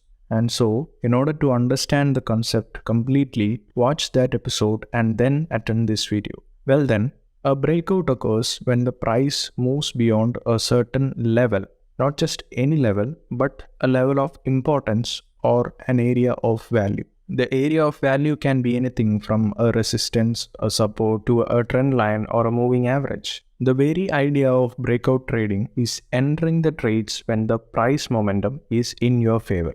However, no system in the stock market is perfect. Keeping this in mind, Let us first discuss the positives and shortcomings of a breakout trade. I will explain its pros and cons. First of all, let us talk about the pros of a breakout trades. Breakout trades comes with a limited risk, which means that in many instances, breakout trades present themselves during the consolidating market phases. So the initial stop losses that we place for our trades may be relatively small according to the compression or the price range used for the market entry. So in addition, a confirmation of a trade's failure may come very rapidly, which offers an opportunity for a quick exit, which simply means that if the trade does not go in our favor, the price will reverse immediately and hit our stop loss. We don't have to wait a whole day for the trade to complete. And also, the risk to reward associated with breakout trades is much better so that you can control your stop loss accordingly. The second advantage is that the momentum is in your favor. If a breakout trade is successful, large gains are possible. So getting in on strong trend early can be a profitable situation. And the third advantage is trade management, which means that the market entry and exit are predefined, with the stop losses and profit targets being identified before the trade. So that our only job is to place the stop losses and targets and wait for either one of them to get hit. Now talking about the disadvantages, number one is false breakouts. So false breakouts are a considerable part of the breakout approach of trading. No matter how sound your methodology used in identifying the breakout is, or how good your system is in quantifying the market, in many instances, a signal may appear to be solid, but it will end up lacking the intended participation or the increased participation from the market participants, which is the most essential thing for a breakout trade to succeed. The second disadvantage is associated with opportunity cost. The optimal breakout setups don't occur frequently, so searching for setups can often leave a trader on the sidelines instead of pursuing other opportunities in the market, or simply the number of breakout trades are less or it is hard to come by. Before venturing into different breakout trading techniques, it is always better to understand how not to trade breakouts in the first place. Let us talk about instances when you should avoid trading breakouts. First of all, under no instance you want to be trading breakout against a trend. Now, trading against the trend is quite illogical for me as a trader, and you don't want to do this in the first place. We have all heard the famous saying, a trend is your friend until it bends. So let's see why trading with the trend puts you in a much more favorable position than going against it. When you are moving with the trend or in the direction of the trend, the moves that you get are pretty strong and it can last for longer periods compared to someone who wants to trade against the trend. For example, let's look at the bull traders who are going long in a bearish market. Look at these up moves or corrections that are resulted from trading against the trend. So these are up moves which are very sharp and very limited. You can see that the strength of the bulls is very weak compared to the bears from the size of the candles formed. So if you are looking to trade against the trend, then you can see that there is not really much of a strength in the move, or the move is pretty weak, which in turn means that the gains from these trades are pretty much limited because you are trading against the trend. Likewise, if you want to trade breakouts, I would strongly discourage, or in fact I will strongly advise you not to trade against the trend. And let's say you are looking to trade the breakout higher. I would say the chances are this breakout isn't going to go very far because after all you are trading against the trend. What is likely to happen in this situation is that even if you get a breakout, it would not trade any higher before it will collapse lower, which will give you a false breakout at that point. So you have to be beware of trading against the trend, whether you are trading breakouts, pullback, or whatever entry technique you are using. Trading against the trend is not usually the ideal situation for you as a trader. Moving on, you don't want to be trading a breakout when the price is far from the market structure. We have talked about the market structure in the second episode of this price action course. The important thing that I have to tell you is, whatever market you are looking, be it bullish or bearish, or whatever time frame, be it swing time frame or intraday time frame, the principles we are discussing are essentially the same and it applies to all of them equally. Whether it is a 4-hour time frame, a daily time frame, a weekly time frame, or hourly time frame, they're all the same. Nevertheless, what we are looking at right now is an uptrend. At this point in time, you see that the price has traded at a point which is so high. And some of those FOMO traders will look at this chart and decide to get long before the price trades any higher without them. So they enter long at a high price over there. Now what the problem with going long at this high price based on the example? Think about this. Where are you going to put your stop loss? Or in other words, where is the logical place for you to put a stop loss? The possible answer is the previous resistance level with a possibility of it becoming a support if the price drops down. The level is the one that you need to lean against to place your stop loss. And of course, you don't want to be placing the stop loss exactly at the level as well, because the price could just come into the level and bounce higher after hitting your stop loss instantly. So the chances are you need to put your stop loss somewhere below the resistance, because in this case, the price has to move at least an equal distance as that of your stop loss so as to achieve at least a 1:1 risk to reward. As you can see, having a large stop loss gives you a poor risk to reward. So I would discourage you to trade breakouts when it is far away from the market structure, because of the fact that you need to have a very large stop loss and it gives you a very poor risk to reward as a result of it. Now that we have understood what not to do, we are ready to learn the different techniques of breakout trading. There are two things to bear in mind when you have to identify a high probability breakout trade. They are, you want to trade with the trend or trade in the direction of the trend. And secondly, you want to trade near a market structure or an area of value. Now let me explain each of them in detail. Let's start with the trend trading breakout strategy. So trading with the trend is something which you should be familiar by now, because earlier I discouraged you from trading against the trend, and it only makes sense to be trading with the trend. Now here's the deal. For an intraday trader or a swing trader, let us say, in a strong trend, the price tends to stay above the 20-period moving average. So if you are waiting for a pullback to the moving average or even a trend line, then most often or not you will be disappointed, as the market will continue making new highs without you able to initiate a long trade. The thing is that there is a time for trading pullbacks, but it's definitely not when the market is in a strong trend. We will discuss the pullback trading systems in the upcoming episodes. Right now, in this scenario, you want to trade breakouts instead of pullbacks. This type of breakout trading strategy is called as the trend trading breakout strategy. Here you can either trade the break of the swing high or swing low depending on the type of the trend the market is in. Let's see how this works with an example. Let's say the market is in a strong uptrend and the market respects the 20-period moving average. The idea of this trade is to buy the breakouts above the swing high. You can see that the price has consolidated and broke higher. The price looks like forming a flag pattern. Then you could possibly trade higher from it. In this case, the trend is in your favor.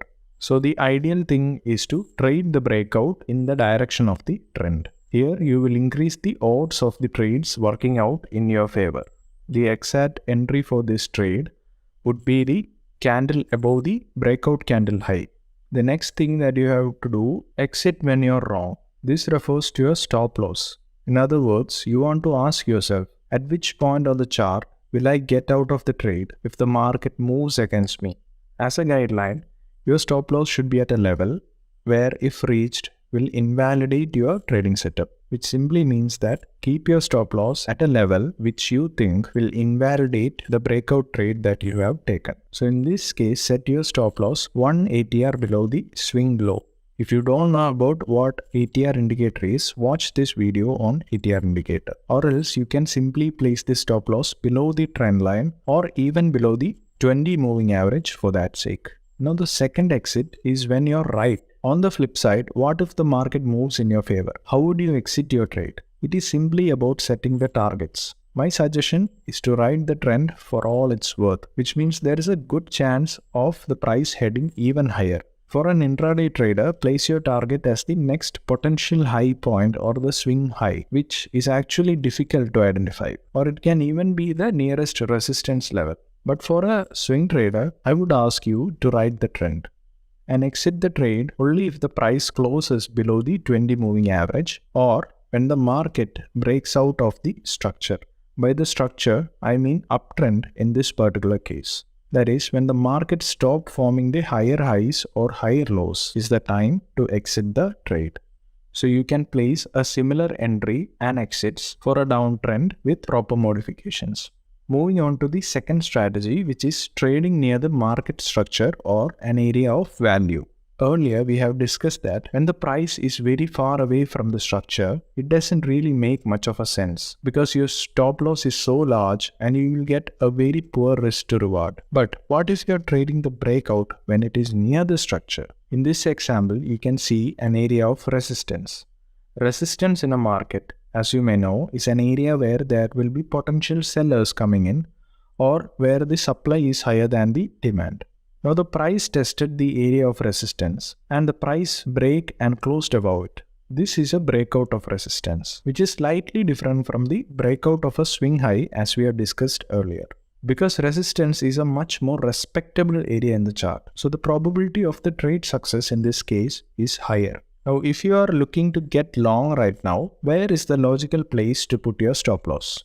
The possible answer would be below the previous resistance turned support. You can put the stop loss somewhere below the previous resistance. So this is a much tighter stop loss. With a much tighter stop loss, it gives you a better risk to reward because the price does not have to move a lot in your favor to start giving you the gains. And why do you think you have a much tighter stop loss? It is because you are trading much closer to the market structure. So compared to the earlier example where the structure was too far away, it does not really make any sense to make a trading in that scenario. Now, identifying when to trade is as important as knowing how to trade. The breakout trade near a market structure can be classified into three types. Number one is breakouts with build-up. Number two is higher lows into the resistance level. And finally, number three is the lower highs into the support level. Let's start with the first one, that is breakouts with build-up. Now, build-up is basically a congestion or consolidation or a tight range near an area of value. You can think of a build-up along these lines.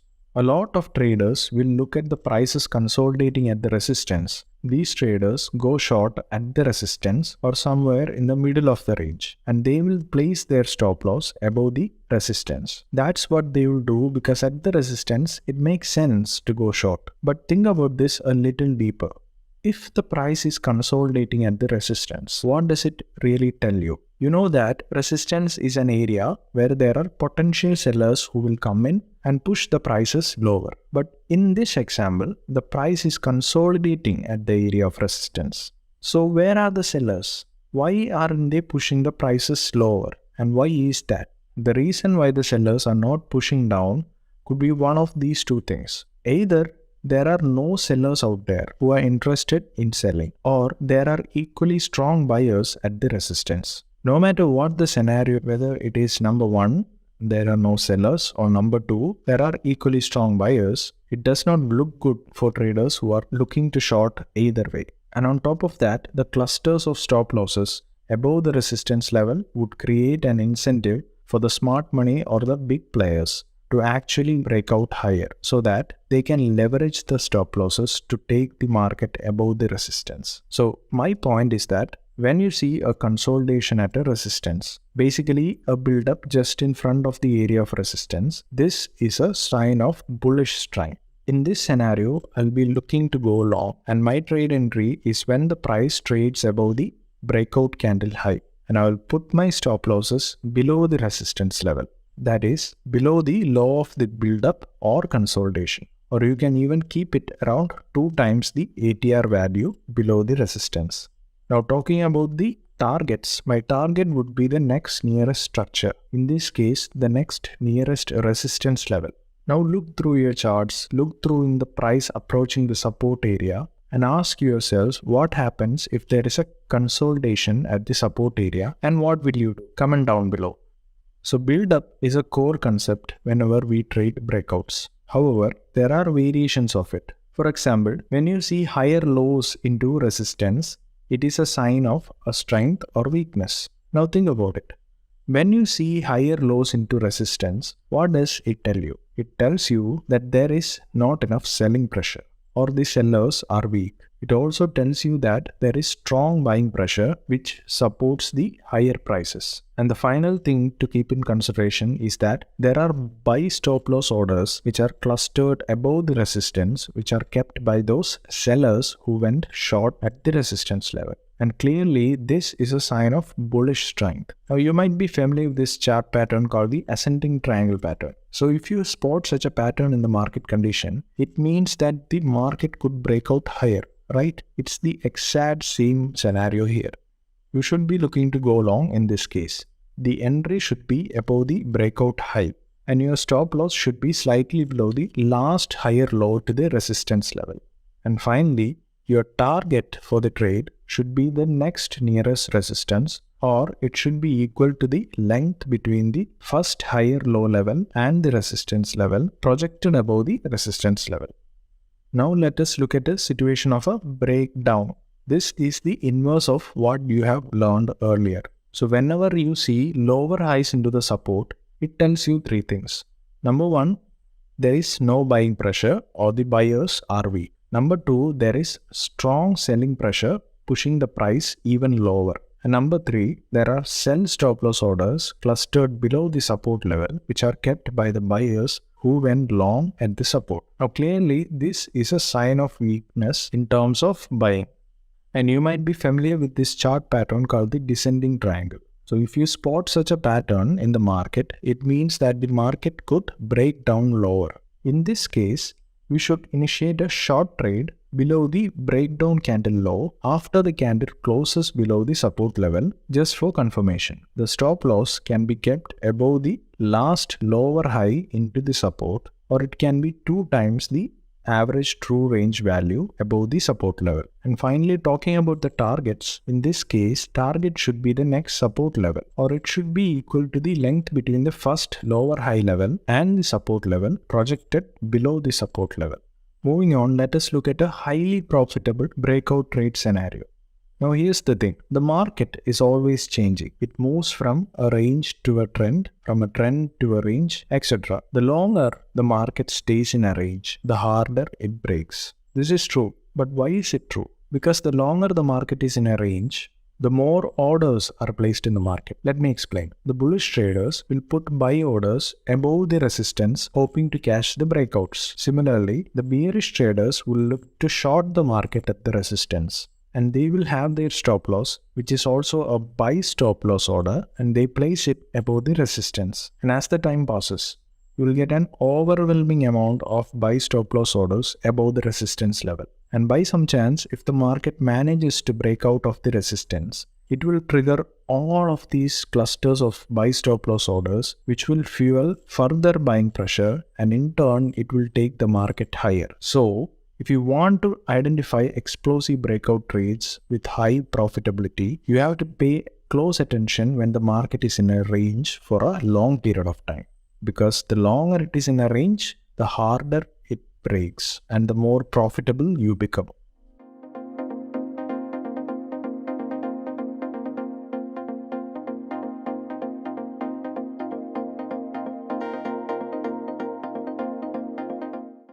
In the previous episode, we have discussed about breakout trading in great detail. Breakout trading is one of the oldest trading styles in the book. You watch the price consolidate within a range, and then when the price breaks out of that range, you pounce onto the trade and enjoy the benefits of a strong move.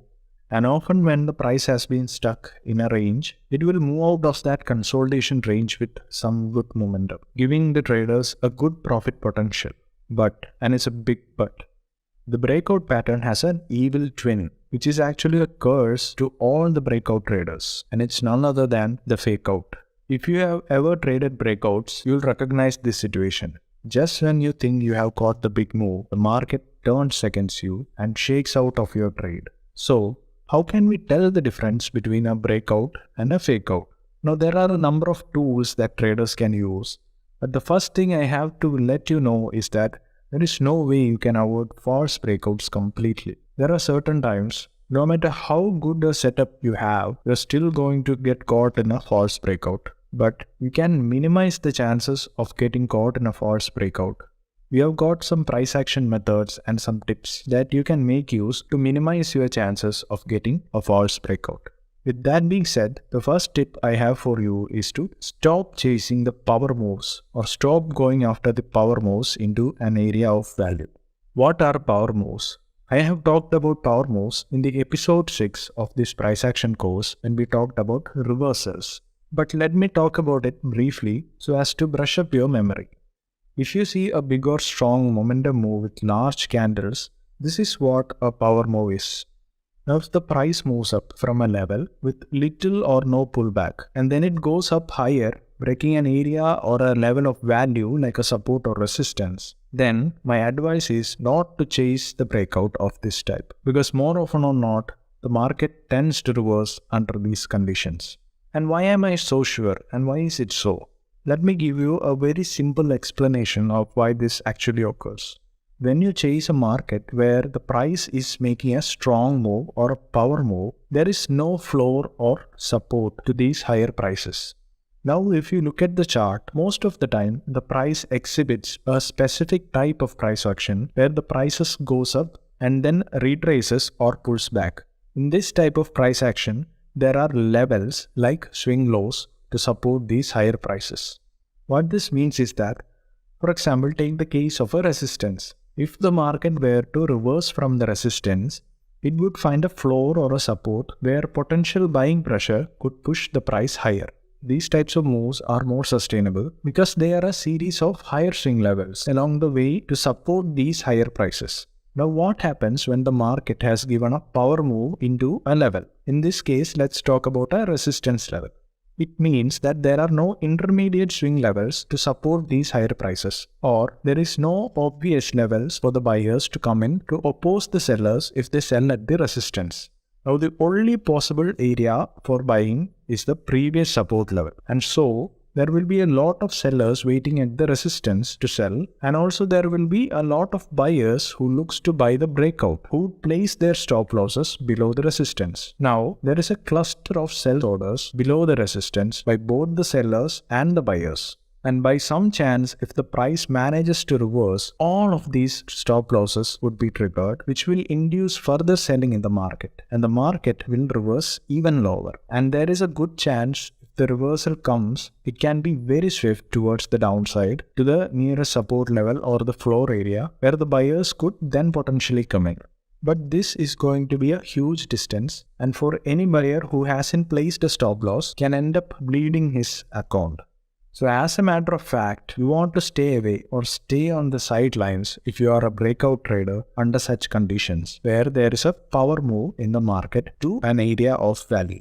Now we will look at some price action tricks that you can easily apply on the market to stay cautious of the fakeouts. However, the problem with each of them is that you are left waiting for the candles to form their patterns, and sometimes this might be a reason for missing out on some of the trades. So it's up to your decision making as a trader in the real market conditions for them to make any sense. Now there are clues in the candlesticks and volume data which can give information whether the breakout is a genuine breakout. And these are worth considering and can be used in conjunction with other tools like indicators. A breakout occurs because the price has been contained below a resistance level or a support level for potentially some period of time. Now the resistance or support level becomes a level which many traders use to set their entry points or stop loss levels. So when the price breaks through the support or resistance level, the traders waiting for the breakout would jump in, and those who did not want the price to break out will exit their positions to avoid larger losses. This is very much clear. Now this flurry of activity will cause the volumes in the market to rise, which shows a lot of traders were interested in the breakout level. Now the higher than average volume helps to confirm that it was a breakout. But if there is a very little volume on the breakout, then the level may not have been very significant to a lot of traders, or not enough traders felt convinced to place a trade near the particular level. And most of these low volume breakouts are likely to fail. In case if we are talking about an upside breakout, if it fails, the price will fall back below the resistance level. And in case of a downside breakout of a support, often called as a breakdown, if it fails, the price will rally back above the support level. In some instances, even after a high volume breakout, the price will often retrace or pull back to the breakout point before moving in the breakout direction again. This is because the short-term traders will often buy the initial breakout, but they will attempt to sell quite quickly for profit. This selling by the short-term traders will temporarily drive the prices back to the breakout point. Now, if the breakout is legitimate, then the price should move back in the breakout direction after the retest or pullback. And if it does not, it is a failed breakout and the prices would reverse. Analyzing volumes were one way of identifying if it is a breakout or a fake out. But as I have mentioned earlier, it does not work every time, and there are occasions when this idea will fail. So let us consider a few more ideas to keep in mind so as to distinguish between a fake out or a breakout. The first thing is that we have to wait to see if the candlestick closes through the line of support or resistance, which means that the real body of the breakout candle should close above the resistance level, or the real body of the breakout candle should close below the support level, which in turn means that just a wick poking through the level is not enough to confirm a breakout. So it's a good rule to follow, but on its own, it's not particularly reliable. Now the second thing is that you have to wait for a close beyond the support or resistance level, and then you have to wait for the price to retrace back to the level or pull back by a little bit and then move in the direction of the breakout, and this candle should close beyond the closing price of the breakout candle. This is a resistance turned support or a support turned resistance method, which is a reliable way to trade breakouts. But on the downside, there is a lot of patience required because there is a lot more waiting around, and sometimes the prices won't even retest or pull back to the level, and chances are you might miss the trade. Now the third point is to look for big candlesticks, which will indicate that there is momentum behind the breakout, and you have to check for large breakout volumes, which is higher than the previous volume. But on the downside, a very large candle means that you have potentially missed a hefty part of the move. So it can right away affect your risk to reward as well as the placement of your stop losses. And the final point to keep in consideration is that you have to look for a price build-up at the market structure, which may be a tight consolidation near the area of value or higher lows into the resistance, similar to an ascending triangle, or lower highs into the support, similar to an ascending triangle, which are credible enough patterns that can give you high probability breakout trades. We can learn a lot more about them in the previous video.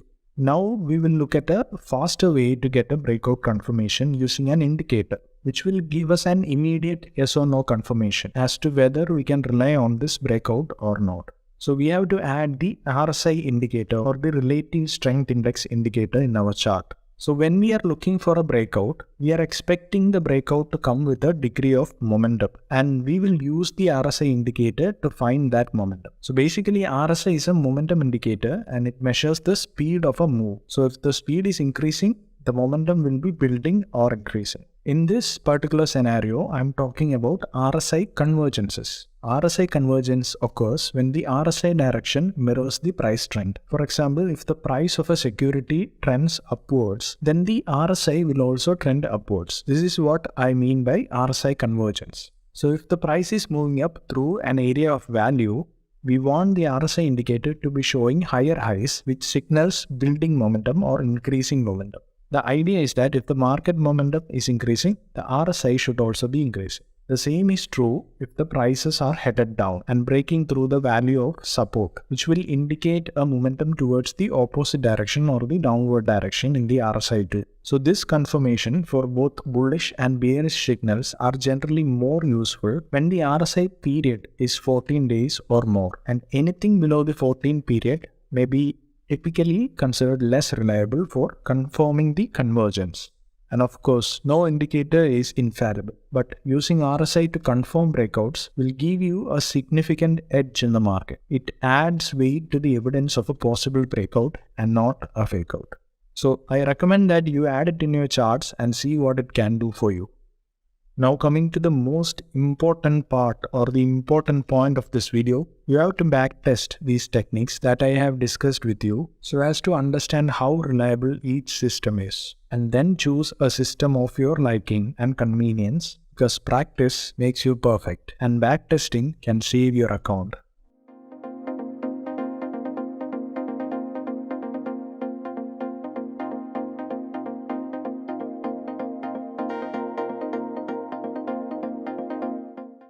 In this episode, we are going to learn all about trading pullbacks. A pullback to an area of value is one of the best techniques when trading in the market direction. And it is also one of the safer techniques because of the confirmation that it gives. We will discuss the pros and cons of trading pullbacks, and we will talk about the likely places on the chart where the market will pull back and how to approach your trades. So if you are ready, let's begin. What actually is pullback trading and why does it work in the market? Now, a pullback is when the price temporarily moves against the underlying trend in the market. For example, in an uptrend, a pullback would be a move lower, or we can say it is a corrective move. On the other hand, in a downtrend, a pullback would be a move higher. So in essence, what you are trying for pullback trading is to buy the dips in the markets or the retracements to a critical level or the corrections in an existing trend. For example, the price breaks out of the resistance level with a strong candle and then it retraces or pulls back or tests the resistance level and then move up higher. Another example would be if the market is trending higher. You are always looking to buy the dip or to buy the retracement or to buy the pullback so as to buy at the least possible price. And in case of a trending market, the reason why pullback trading works is because when the market is trending, it does not go up in a single straight line. Instead, in an uptrend, you can expect to see a series of higher highs and higher lows. So, as a pullback trader, what you are trying to do is to time your entry on the pullback or the retracement or the correction. So, you are basically entering the trade as the market trades at lower prices during an uptrend. As a pullback trader, you are trying to take a trade in the direction of trend, but you look to enter when the market is sort of going against the trend on the retracement or the corrective move, but you are still trading in the direction of the trend. And the reason for pullbacks in the prices is simple. It is due to the short-term profit booking by some traders, which causes the prices to dip lower.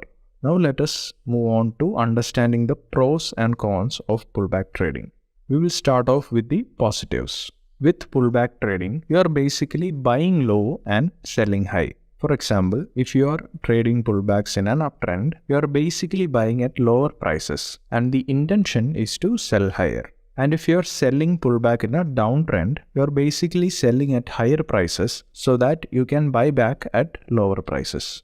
And the second thing about this is that it is actually easier when it comes to your trading psychology when you are trading the pullbacks. The reason being, you are basically trading from an area of value. Because buying low and selling high is something that we are all accustomed to even when we start learning about the markets. Think about it in terms of a small business. Basically, what we want to do is to buy at lower prices and then sell at higher prices. Now we will talk about the shortcomings of trading pullbacks. Now the downside of pullbacks is that you might miss the move more often or not. Let me explain. For example, we know that an uptrend consists of a higher highs and higher lows. Let's say the price is pulling back or retracing back right now. Assuming that you are hoping the prices to retest back to the lows onto the trend line or the moving average. But what happens in the market is that the price does not pull back deep enough. And then it broke out higher without you being able to take an entry. So it ended up causing you to miss the move. This is the biggest disadvantage when it comes to trading pullback, which is that sometimes you actually miss the move while waiting for the price to come to your desired level. The second disadvantage, or maybe I won't call it a disadvantage, is that pullbacks are not suitable for impatient traders. Now, if you are an impatient trader or you have no patience to wait for a pullback, then this strategy might not be your piece of cake. Now that we have understood about the advantages and disadvantages of a pullback trade, let us learn how to approach a pullback trade. So there are a few things to look for on trading a pullback. The first point is to identify the market trend. Now, the first and foremost thing that you have to figure out while you trade pullbacks is to find the existing market trend. You must have a trend in the market because most often you will encounter a pullback opportunity when there is a trend in the market. And more importantly, make sure to trade in the direction of the trend and not go against the direction of the trend. Now, I'm not saying that there won't be any pullback opportunities if the market is not trending or if the market is in a range, but instead, the probability of getting a pullback setup is higher when there is a trending price action. And most often or not, during a range or consolidated price action, the market tends to give explosive breakouts where the chances for pullbacks are lower due to increased interest and participation by the market participants.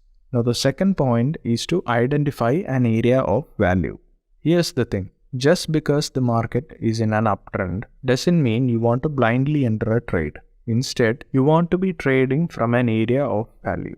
An area of value could be any of these, including a swing low or a swing high, a support or a resistance level, a trend line or a moving average, etc. These are all potential areas on your chart where buying or selling pressure could step in. Now, the third point to consider is to look for an entry trigger or an entry area. Assuming that the market is trending higher and it has made a pullback towards an area of value. But this does not mean that we can blindly hit the buy button. As a pullback trader, you want to look for specific entry triggers to let you know that the buyers are stepping in, or to make sure that buyers are in control and they are about to take the prices higher. The entry trigger could be as simple as reversal candlestick patterns, which may be bullish hammers or bullish engulfing patterns, etc. So that's an entry trigger for us to time our pullback to get on board the trade and to join the existing trend in the market. Now, the fourth point is setting up your stop loss. Since you are trading pullback, the most important question is, where do we set our stop loss? Logically speaking, if you are trading pullbacks on a uptrending market, then your stop loss should be below the lows of the pullback. So in case if the market is on an uptrend and you have kept your stop loss below the swing low, this means that if the market corrects or retraces and breaks below the lows of the pullbacks, it tells you that this pullback has failed and you want to get out of this trade. So in order to be safe and not hit your stop loss before the pullback finishes, you will have to identify the lows of the pullback and give some buffer below the lows. For this purpose, you can either use the ATR indicator or you can even set it based on your risk-taking ability. Let's take a look at the ATR method briefly. Let us say the low of the pullback is 100 rupees. And let us say you pull out the ATR indicator and the average true range of the market is rupees 5. You can simply take rupees 100, which is the low of the pullback, and subtracts rupees 5, which is the value of the ATR at that specific period. Now your stop loss turns out to be rupees 95, which will set a small buffer below the low of the pullback. Now a similar approach can be taken in case if the market is on a downtrend. And the final point is setting up your targets. Now where do you take profits? Let's say you are trading in the direction of an uptrend. What you can do is to reference the extreme swing high to take the profits. When you are trading pullbacks during an uptrend, you are buying the dip when the market has retraced against the trend. If you look prior to the retracement, you should be able to identify a swing high on the chart, and this swing high could be a reference point for you to take the profits. Now, if you are looking to buy a pullback and you went long and the market is moving favorably in your direction, you can look to take the profits just before the swing high or before the nearest resistance if you are an intraday trader. And you can ask me, why not after the swing high? Or why not at the swing high? Or why not at the resistance level? The simple reason being, swing highs and lows, supports and resistances are not specific levels on the chart. Instead, they are areas or zones on your chart. This means that the price could come close to the swing high but may not be able to reach the exact price point and then start to reverse from there. So if you don't want to watch your open profits come close to your target only to do a sudden reversal and then hit your stop loss, what you want to do is to set your profit target just before the recent swing high or the nearest resistance level for this example. Now that we have learned how to approach our pullback trades, let us move on to the different ways of trading pullbacks successfully and how to employ the entry and exits in the right manner. Starting off with breakout pullbacks. Breakout pullbacks are very common and probably most of you have encountered them. Breakout pullbacks commonly happen at the market turning points. That is when the price breaks out of a consolidation pattern or a range. Now, some of the most popular consolidation patterns includes the head and shoulders, the wedges, triangles, rectangles, etc. So the question that naturally comes up is how to trade the pullbacks. Although there are many ways how you can approach the pullback trading, I will talk about two main concepts of pullback trading during a breakout. Now, these principles can be applied to all other pullback scenarios that we will discuss along. Let us take the case of an aggressive trader. Now, the aggressive trader waits for the price to come back to the pullback area, which may be a support or a resistance level, a trend line, a moving average, etc. And he enters the trade right away when the price pullbacks to the level. Let us say the point 1 marks this approach in the scenario of a breakout and pullback. Now, there are a few more points that you need to consider when choosing such an approach. Using an aggressive trade entry, you may be able to enter at the best possible prices, as this point can often mark the extreme point of the correction wave and the pullback phase. So the potential reward to risk ratio is highest following such an approach because the stop loss can be placed very tightly. But the major drawback is that you enter a trade against the price direction without any confirmation. So the price could easily go against your trade. So such an approach can therefore have a lower win rate or a lower probability of success. But the higher reward to risk ratio may offset it though. But I wouldn't go by this method. Me, being a conservative trader, waits until the price continues the trend structure and breaks over the pullback. With this approach, the trader goes with momentum and confirms that the trade is in the desired direction, unlike the aggressive trader's case where there was no confirmation of the trade direction. Now, the conservative approach or the conservative entry happens later and therefore the potential reward to risk ratio is smaller. If you ask me, there is no right or wrong when it comes to trading, and it all comes down to your personal preferences as a trader. Now, talking about the stop losses, you have to place the stop loss below the pullback low in case of a breakout on the upside, and make sure to add the suitable buffer based on your risk potential, or you can even use the ATR indicator to do the same.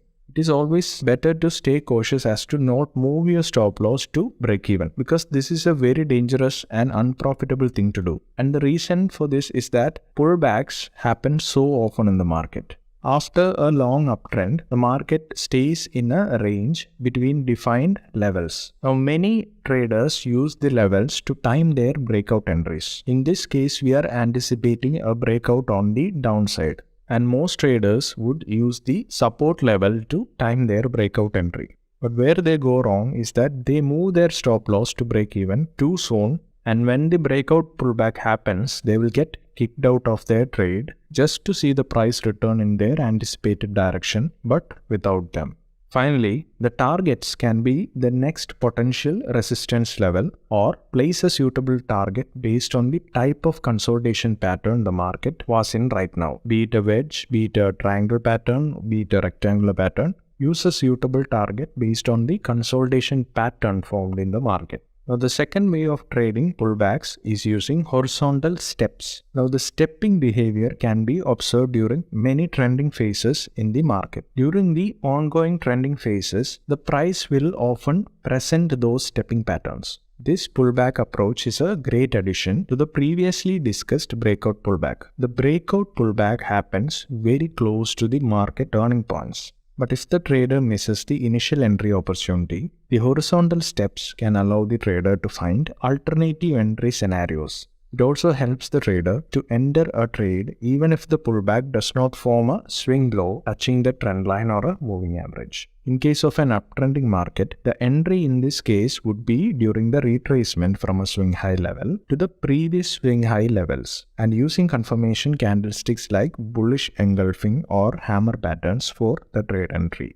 And if you talk about the stop loss for the trade, it would be suitable to place the stop loss below the step pattern or the swing low with a suitable buffer depending on your risk appetite. Further, a trader could simply choose to use the stepping pattern as a trial stop loss behind the trend in a much safer way. In this case, the trader waits until the price has completed a particular step and then trial the stop loss behind the last pullback area. And because of this, the stop loss is protected and it is not very vulnerable. A target in this case would be each of the swing high levels as the price moves in your favor. Now the third idea should have been trend line. We know that trend lines are famous pullback tool, but the drawback with trend lines is that it takes longer to get validated. As a thumb rule, we all know that a trend line requires at least 3 contact points to get validated. You can always connect 2 random points, but only when you get the third contact point, you are really looking at a trend line. Trend lines can work nicely in addition to other pullback methods, but as a standalone method, the trader will miss many opportunities as the trend line validation takes a long time. So instead of using a trend line, we can use the moving averages for pullback trading. And without any doubt, moving averages are amongst the most popular tools in technical analysis, and they are used in many ways, including trend identification. And you can also use them for pullback trading as well. You could use a 20 period, a 50 period, or even a 100 period moving averages. It does not really matter, and it comes down to whether you are a short-term trader or a long-term trader. Now, short-term traders generally use shorter moving averages to get the trade signals quicker. And of course, shorter moving averages are more vulnerable to a lot of noise and wrong signals. And longer-term moving averages, on the other hand, moves slower, and so they are less vulnerable to noise, but you may not get much trading opportunities as in case of the short-term moving averages. So it is up to you to weigh the pros and cons of your own trading style. For the purpose of this example, I will use a 50 period exponential moving average and the price is in an uptrend. Now here we can see that the prices are correcting and reaching the moving average, and it is actually respecting it.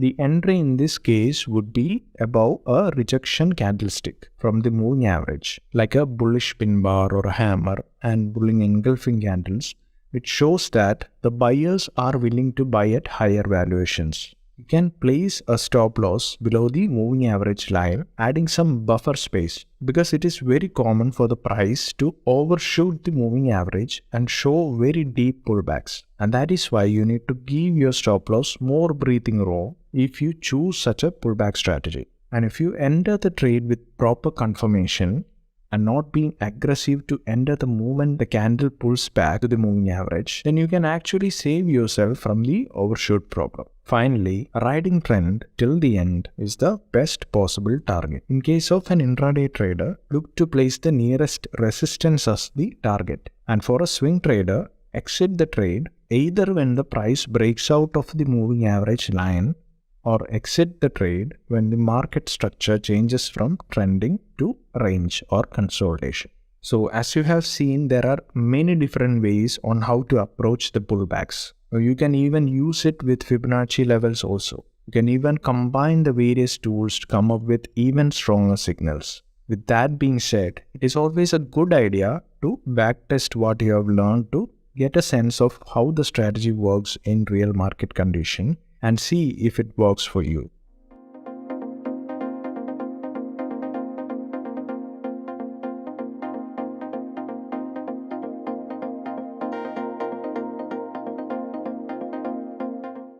Reversal trading can be one of the most profitable trading strategies you can use. You can trade reversals in trending markets, ranging markets, and even against the trend. We have discussed the concept regarding reversals in the 6th episode of this price action course. Do check out that video to know the basic stuff regarding how reversals work. In this video, however, we will talk about the reversal trading strategies with respect to price action. Reversals refers to large price changes where the trend changes its direction altogether. But the thing is that when it starts to occur, a reversal isn't distinguishable from a pullback. And the main difference between them is that a reversal keeps going and form a new trend, while the pullback ends and then the price starts moving back in the trending direction, or simply the price will continue with its previous trend.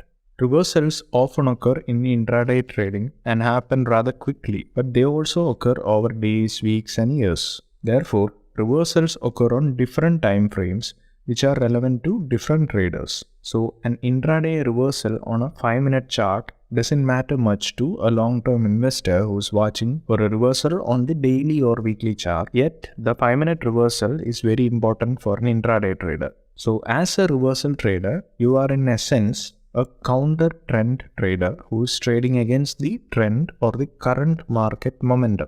For example, let's say the market is in an uptrend, making a series of higher highs and higher lows. As a reversal trader, you look to sell in that uptrend. Or for example, if the market is in a downtrend, then as a reversal trader, you are looking to trade against the trend and the momentum. Reversal trading, especially the trend reversal trading, can be a profitable way to trade the markets. However, like any other trading strategy, there is a correct way and a wrong way to trade reversals. Before we talk about the correct way to do reversal trading, let me first explain how you should not trade the market reversals, or simply I'll talk about the mistakes that most traders make while trading reversals. The first and the most important point to consider is to not catch a falling knife. For those of you who do not know what is catching a falling knife, it means trying to enter a long position in a market that is crashing down. So let's say the market is dropping every day. You don't want to blindly enter a trade because you are a reversal trader looking to buy low and sell high. There is absolutely no sense in trying to catch a crashing market similar to a falling knife. And why is it so? Because if you are buying into the lows of the market, there is no logical place for you to set your stop loss. There is no support or market structure you can refer to, and there are no signs that the downtrend could be ending anytime soon. And most importantly, trends need time to reverse their direction, as we have discussed in the market trends as well as market structure videos. So avoid catching a falling knife. The second mistake that traders make is entering the first pullback, anticipating that it will be a reversal. Now, this is a common mistake that traders make, that is attempting to trade the first pullback itself. This means that you go long when you see the market rallies after a huge decline. But often, this type of a rally is only a retracement of the existing trend. And why do some traders always do this? This is simply because of the fear of missing out, or FOMO. And you don't want to miss out on the next move. Thus, you enter a trade as soon as the market shows any sign of reversal. Unknowingly, this sign is usually a retracement or a pullback of the existing trend, and the market will continue the trend, causing you to lose your money. Now that we have understood about what not to do during a reversal trade, let us look at how to approach reversal trades in the market. The first and foremost point is to have a reference point on your chart. Now, what exactly is a reference point? A reference point can be a trend, a consolidation, or an area of value like a support resistance, a trend line, a moving average, etc., where there is a chance for some sort of a price action. Now, after you have figured out a reference point, the second point is to wait for the market to reach that particular reference point. Now, no matter where the price is trading right now, for a price action trader to make any sort of conclusion with the prices, it has to be in an area where there is a potential interest from the side of the market participants. Or simply, the price should be at an area of value. Now, the third point to consider is regarding the trade entry. Now that the price has reached an area of value, you have to look for reversal candlestick patterns. You can use reversal candlestick patterns like engulfing candles or pin bars to time your trade entry. So you will enter a trade only after the market shows signs of reversal. However, you risk entering at a much higher price, which may lower your risk to reward ratio, but it gives you a higher win rate. Now, the fourth point is setting up a proper stop loss.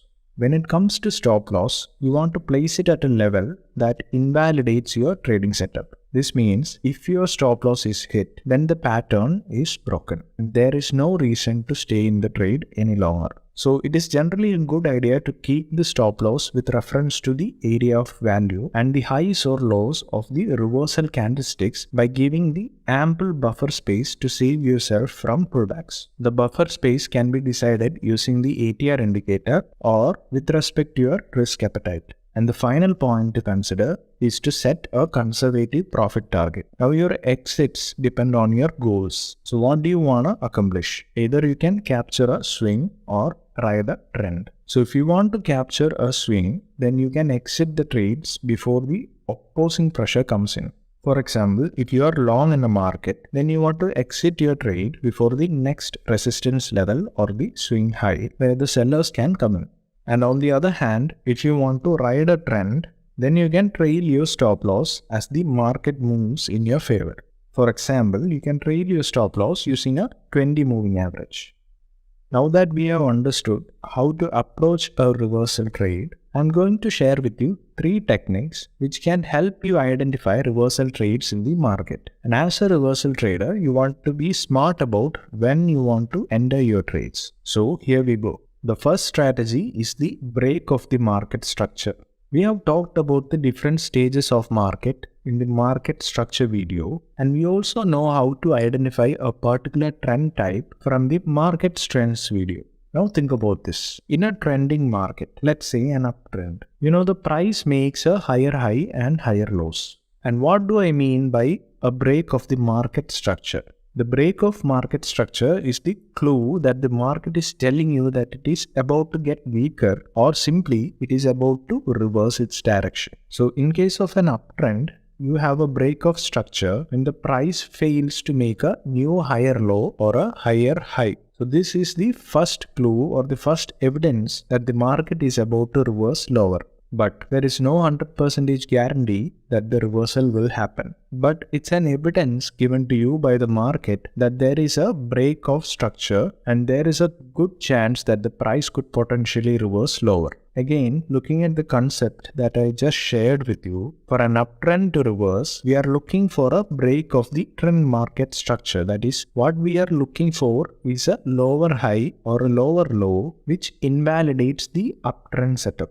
At this point, you have actually got a lower high, and when the price breaks below the area of support formed by the previous higher low, you will have a lower low. This tells you that this trend could be weakening and the trend could eventually reverse. Now the trend will not reverse all of a sudden because markets need enough sellers to bring the prices down, and so most often the market go into a phase of consolidation where the price will stay inside a range for some time and then it will show a trend reversal when there is an ample selling pressure available. This time when the price breaks out of the consolidation or the distribution stage and move lower is actually the best short trade entry for a reversal.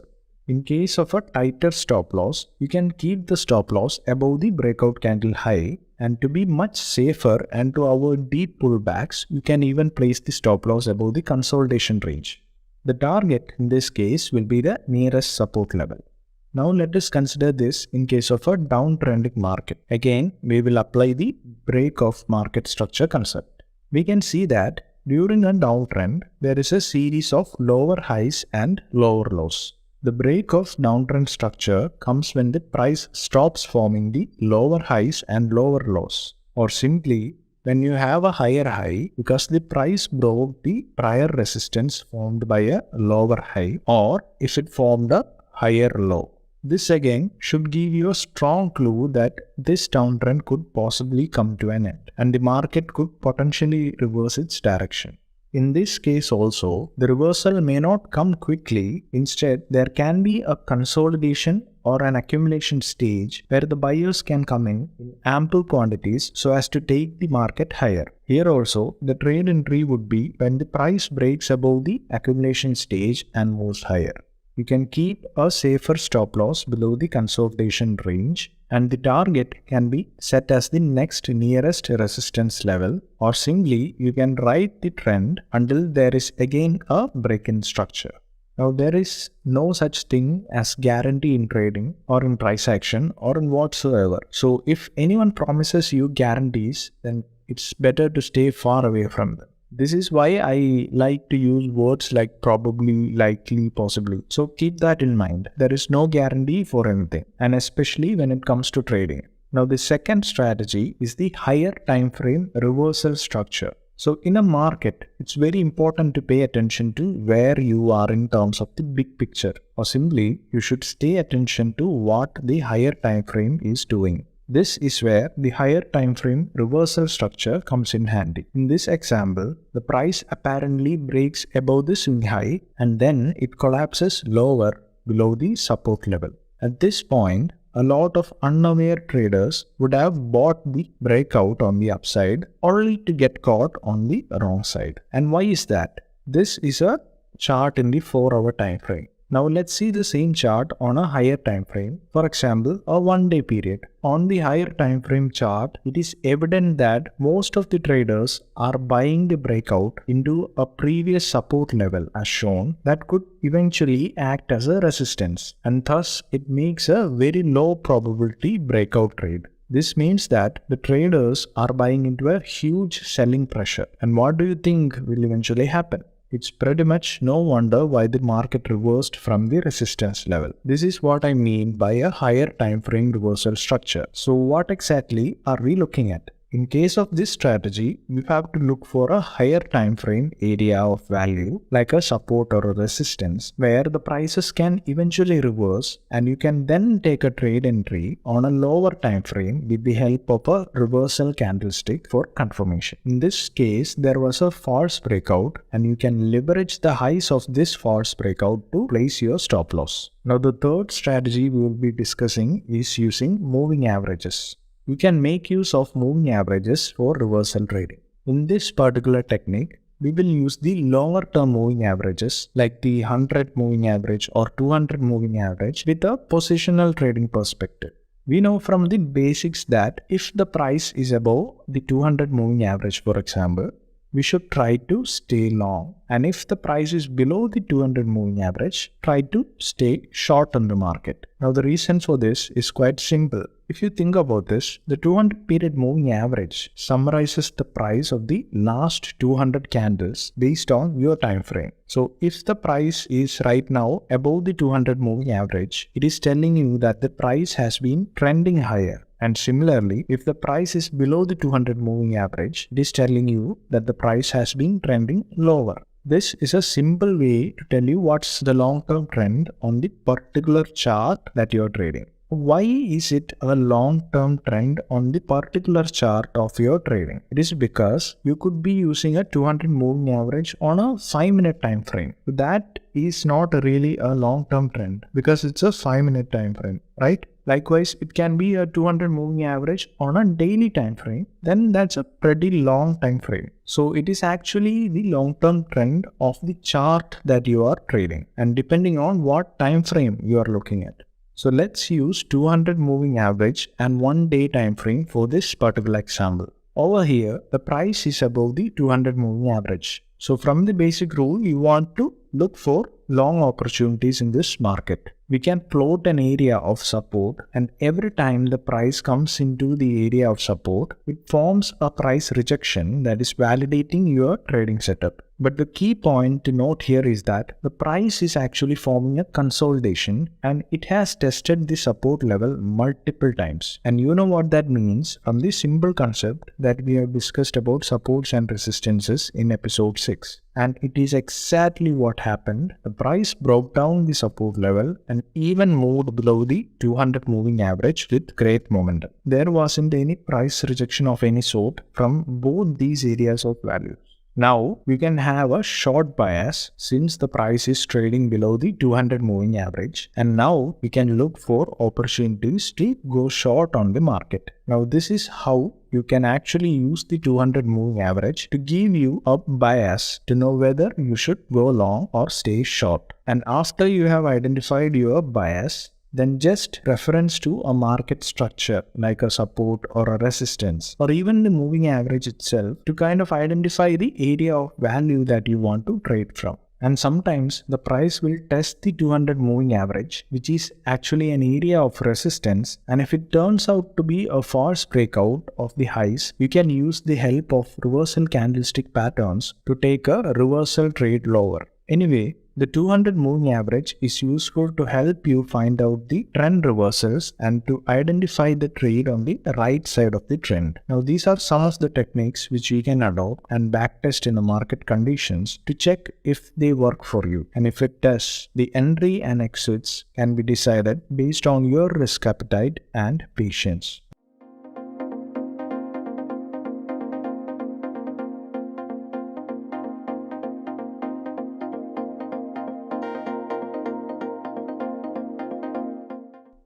The inside bar pattern is one of the most common candlesticks you will find on your charts.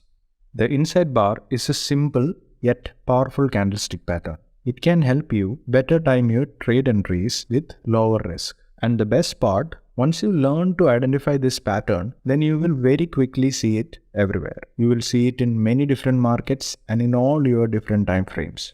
However, just because the inside bar forms often and can be easily identified does not mean you should be using it or trading it. So in this video, we'll go through exactly what the inside bar is and how we can use it successfully in our trading.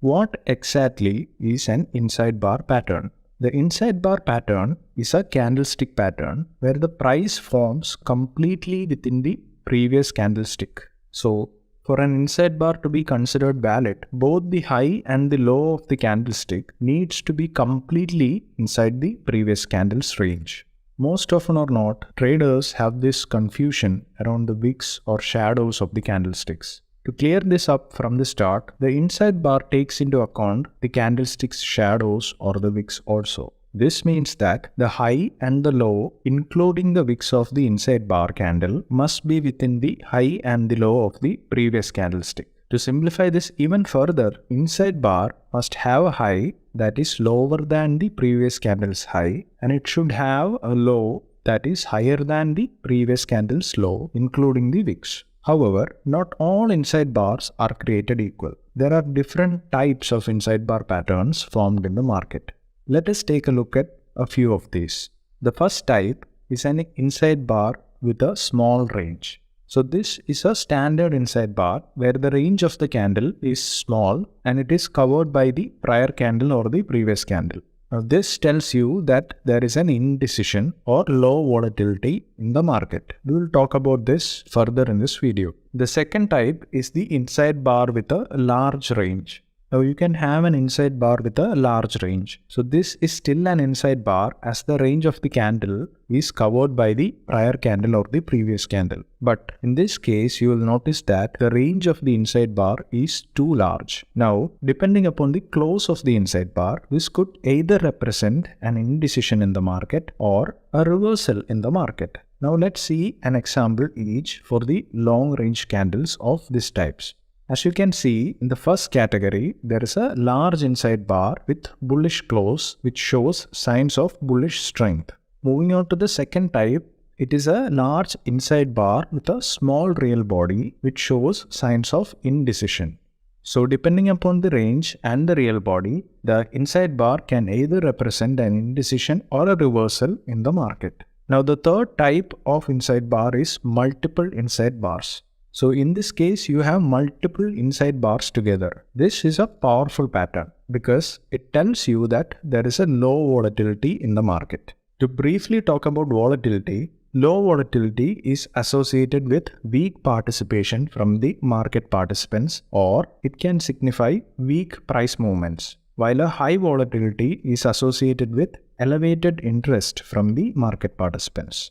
And we know the market volatility is always changing. That is, it moves from a period of low volatility to a period of high volatility and vice versa. So, when you see multiple inside bars together, it is a strong sign that the market is about to make a big move soon. Now, the fourth type is the Hikake pattern, which is a variation of the inside bar. This is actually a must-know pattern for all the traders because this pattern helps you identify a false breakout from the inside bar pattern. Imagine this situation. You identified an inside bar and you are hoping that the market will go higher, or simply you have a bullish outlook. So you go long when the price breaks above the highs of the inside bar. But the next thing you know, the market does a 180-degree reversal and collapses lower, and you are now in deep loss. Now this is what we call a Hikake pattern, which is a false breakout pattern. Now there are two variants of the Hikake pattern. The first type is a bearish Hikake pattern, which actually entices the bulls or the buyers into buying and then trap them and make them hit their stop loss.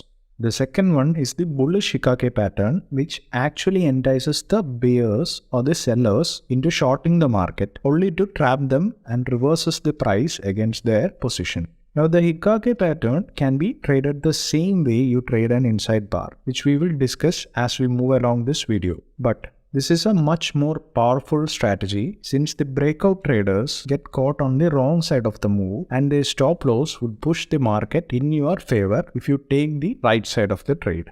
Now let us talk about the nature of an inside bar or the outlook of an inside bar in the market. The inside bar is actually an indecision candlestick pattern. The inside bar is formed because the price was not able to break either the high nor the low of the previous session or the previous candle. Now this shows us that, or this tells us that, neither the bulls nor the bears were in control during the session. This is a very important information when used correctly. However, it is important you note where the inside bar is formed and in what type of market. So if an inside bar is formed in a strong trend, for example, a trend higher, then it could be signaling a quick pause before the price continues on with the trend. And if the inside bar is formed at a swing point or even at a major support or resistance area, then it could be signaling that the steam has run out of the current move and the reversal is about to play out, or simply the market is about to reverse. Because this is an indecision candlestick, it is very important to pay attention to where and how this pattern forms. Moving on, let us look at the best time frames to trade the inside bar candle. As I have mentioned earlier, you will be able to find this pattern on all your time frames, from the 1-minute chart right through the monthly chart. However, just because you can find an inside bar on all your time frames does not make them all created equal, because inside bars formed on a higher time frame will hold more weight compared to inside bars formed on a smaller time frame. The reason for this is simple because of the time that goes into forming this pattern. So if price action is showing indecision and it cannot break the previous candlestick high or low on the 1-minute time frame, that shows us that for 1 minute the price was stuck. However, if we see that the price could not break higher or lower on the daily time frame and it formed an inside bar, then it shows that for a whole day neither the bulls nor the bears could gain control of the market. This leaves us with the conclusion that the higher time frame inside bar candle holds a much higher weightage than an inside bar on a shorter time frame. Well then, let's talk about the trading strategies. Now, there are many ways you can use the inside bar in your trading. You can use it to find new trades, and you can also use it to manage your trades. The three simplest and most common strategies to trade the inside bar are the inside bar breakout, the inside bar reversal, and the inside bar trend trading strategy. Let us start with trading the inside bar as a breakout. The first key to trading the inside bar as a breakout strategy is identifying a strong trend, either higher or lower. In this example, the price is in a strong trend lower, and because there is a strong trend, the inside bar represents a pause in the price action where some profit booking is being taken and the price is taking a breather. So when you are looking to enter with the inside bar breakout, you are looking to enter when the signal confirms itself. This happens when the price breaks the inside bar high or the low in the direction of the trend. In this particular example, we are looking to take a short entry when the signal confirms itself and breaks lower with the trend. Or simply, we are looking to enter when the price breaks below the previous candle low. But to be frank, I'm not a great admirer or a fan of the inside bar breakout strategy in particular. And it's simply because of the sheer number of false breakouts that this particular strategy can generate. Also, it is not a very smart move to trade an inside bar on a choppy range or consolidation because of its low probability trade. And why is it so? Because a range or a consolidation happens when the market is taking a breather or when the bulls or bears are in some form of indecision. So it does not make any sense to use an indecision candlestick to take a trade on a market where indecision exists. So personally, I would be well off using the other two strategies than the breakout. So moving on to trading the inside bar as a reversal. The key to inside bar reversal strategy is where the inside bar forms. To use the inside bar as a reversal, you need to see it formed at a swing high or a swing low depending on the market trend, and even at key price action levels or areas of values. And these levels are often the major support or resistance level. For example, the price approaches a support level, and we know that a support level is one where there can be higher chances for demand for the stock or where the buyers will be willing to enter a position. And if an inside bar was formed at or near the support, then it could be an indication that the price is looking to make a reversal back higher, and we could get long when the price breaks back above the inside bar high. But that being said, I prefer to wait for the price to make a reversal move first and then form an inside bar as shown in this case. Now what is the benefit of this? By doing this, I get to know two very significant things. Number one, that the buyers are in control at this period as they manage to make the first wave of reversal from the support level. Number two is that there is a volatility contraction due to the formation of an inside bar, and if the buying pressure could continue further, then it will manage to break out the reversal candles high and move higher. This is exactly when you can enter a long position, that is, when the price breaks out of the inside bar. This particular approach will let you enter the trade as the price moves in your favor. But on the downside, there is a possibility of a false breakout due to a bearish Hikake pattern, as we have learned earlier. You can avoid this trap by taking on a more conservative approach. You can wait for the breakout candle to close and enter the very next candle if the breakout candle managed to close above the reversal candle high. Now again, in this scenario, you risk missing a big move, or sometimes it can lower your reward to risk potential.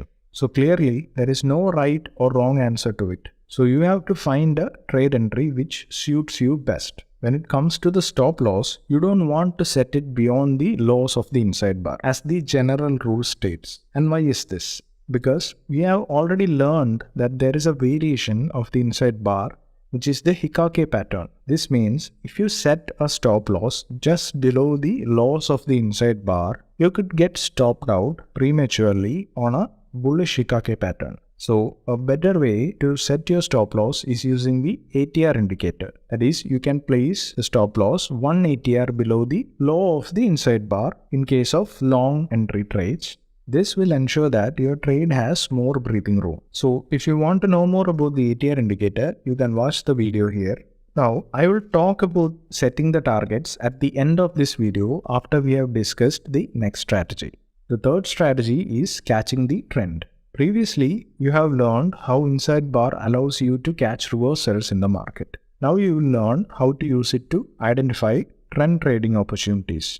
Now here's the main idea behind it. Let us reference with the use of a 20 moving average. In a strong uptrending market, the price is above the 20 moving average. So pullback in such a market will be shallow. So when the price stalls or stops after a pullback in form of an inside bar, let us say, you want to enter as soon as the price resumes the direction of the trend. Now here's how you can approach the trade when you are going long on the market. Now as we have mentioned, the price is in a strong trend, that is the price is above the 20 moving average. We have to wait for a pullback to occur. And if the pullback has occurred, we have to wait for an inside bar to form. And if the inside bar is also formed, then you can go long when the price breaks above the highs of the previous candle of the inside bar. Or you can wait for the confirmation. That is, wait for the breakout candle to close above the inside bar's previous candle's high so as to avoid being trapped by the Hikake pattern. For this trend trading strategy, you can consider setting your stop loss 1 ATR away from the 20 moving average since the market finds support at the 20 moving average. Now let us talk about setting targets for inside bar trades.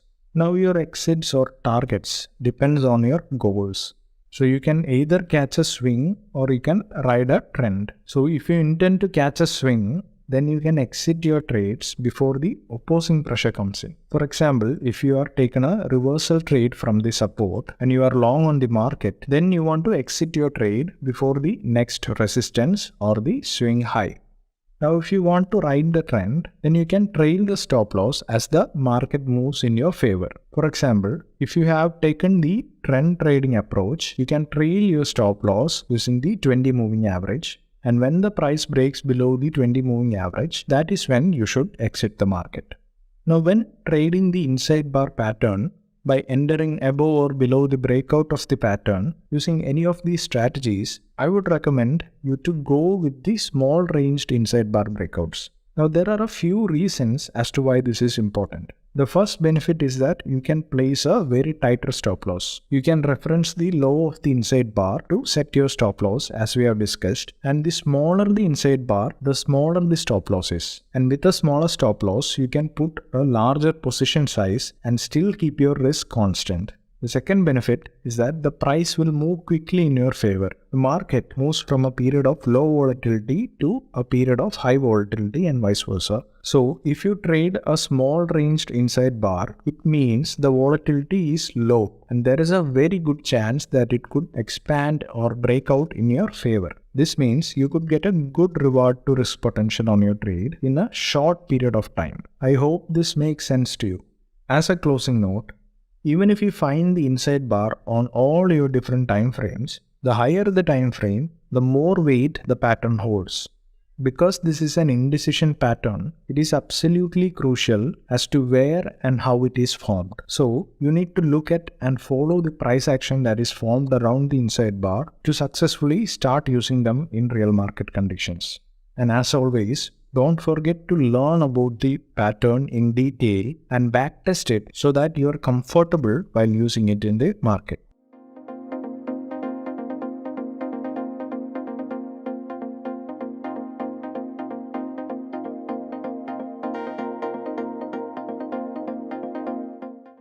In the fourth episode, we have talked about the different candlesticks and what each of them had to say with regards to the market participation. And one of the main candlesticks of our discussion was the pin bar candlesticks. The pin bar is one of the most popular reversal candlestick patterns. You can use a pin bar on all your different time frames and it can be traded across many different markets, making it a very flexible trading candlestick pattern. Most importantly, the pin bar candlestick is a reversal pattern and it can often help you find when a new swing, either higher or lower, is about to occur. Let's hop into a more detailed study about the pin bars. So what is a pin bar candlestick pattern? If you remember, a pin bar is a candlestick that has a very large shadow or a candlestick wick with a small real body. The shadow of the pin bar is at least 2 times the size of the real body. The tail or the shadow of the pin bar shows the area of the price that was rejected, and the implication of it is that the price will continue to move opposite to the direction the tail points. Now this pattern can be bullish or bearish depending upon where it occurs and how it is formed within the price action. The example here shows a bearish pin bar. The pin bar is formed with the price trying to break higher. In this particular market, the bulls are in control. But as soon as the bearish pin bar was formed, it shows that the bears have entered the market and are looking to take the price lower with a reversal. And this is exactly why the large candlestick wick is created, which shows that the higher prices were rejected and the bears are trying to regain control after the initial break higher.